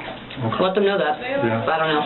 Well, you're familiar with the Big Bay. As long as you go in and you act civil to them, they'll set you in the Big Bay. And you'll be left there for a Can you while. request that while I'm in? No, that's not up to us. We don't work at the jail. As long as like he's saying, is if you don't If you act go up. in and act like this, you'll go in and they'll put you in the Big Bay. If you go in there screaming and kicking and yelling and Why would cursing I at do people, that? I don't know. I'm just letting you know that's what happens. That's how they weed people out. If you go in acting like this, So I asked for the Big Bay? they'll put you there as long as you're acting like this. Yeah, because the last time I had a major panic attack on the little things. Hey, change the cuffs. Hold it Good, Shanna. I have not. So what am I going to do with my purse? Oh, sorry. Your purse is going to come, but the cigarettes are All right, so she asked about the time frame of what's going to happen. And the time frame is her trial's going to start. I guess preliminary hearings have already started, but the actual trial starts in October of 2024. This interview was on February 27th of 2020. So most recent update, and then we're done, is that there was some technical issues in the Sarah Boone hearing this week. A chaotic day in court as several technical issues delayed the latest hearing in the case of Sarah Boone. Boone is accused of zipping her boyfriend into a suitcase and leaving him there to die. Today, she sat in the courtroom silently as the judge attempted to go over a few trial case management issues with the state and her new attorney, James Owens. But Owens ran into some issues with the video call. I am not even sure what he is going to do. Judge, hang on. Let Mr. J finish his point, sir. I'm not sure if he's going to be testifying to battered. Judge. Mr. Owens, we can hear you loud and clear, sir. Judge? Yes, sir. We can hear you. Judge? Mr. Owens, I can hear you. Judge? Sir, I can hear you loud and clear, sir. Judge Klein? Yes, sir. We can hear you. I can hear you. You can feel just how frustrated that judge was getting. This exchange lasted for 5 minutes. And then there was another interruption from a different case in which the party didn't put themselves on mute. That was then followed by 2 more technical issues involving Boone's attorney. Our camera also caught Boone smirking and smiling a few times as the state requested a ruling on a motion that they had filed. The judge was eventually able to schedule some outstanding deposition dates for early next week. Boone's trial is set to start October 7th. So that's where we're at in the Sarah Boone case. Hopefully, we will get a front row seat to that trial when it starts on October 7th. That's the show. It was a long one today, but we got through the whole thing. Thanks for sticking with me. I appreciate it. Next week is going to be a Crime Land episode. I think, unless I get some research done on something else I was planning on, we'll see. I have a lot going on. There was a hurricane that came through this week, and as you guys know, I manage properties, and there was some, I'm not sure what's going on. So I might have a very busy week. We're not sure. But for right now, it'll be a Crime Land episode next week. So check back in here, 4:30 Eastern. Thank you all for coming. I appreciate all of the support, and we will see you next time. Bye, guys.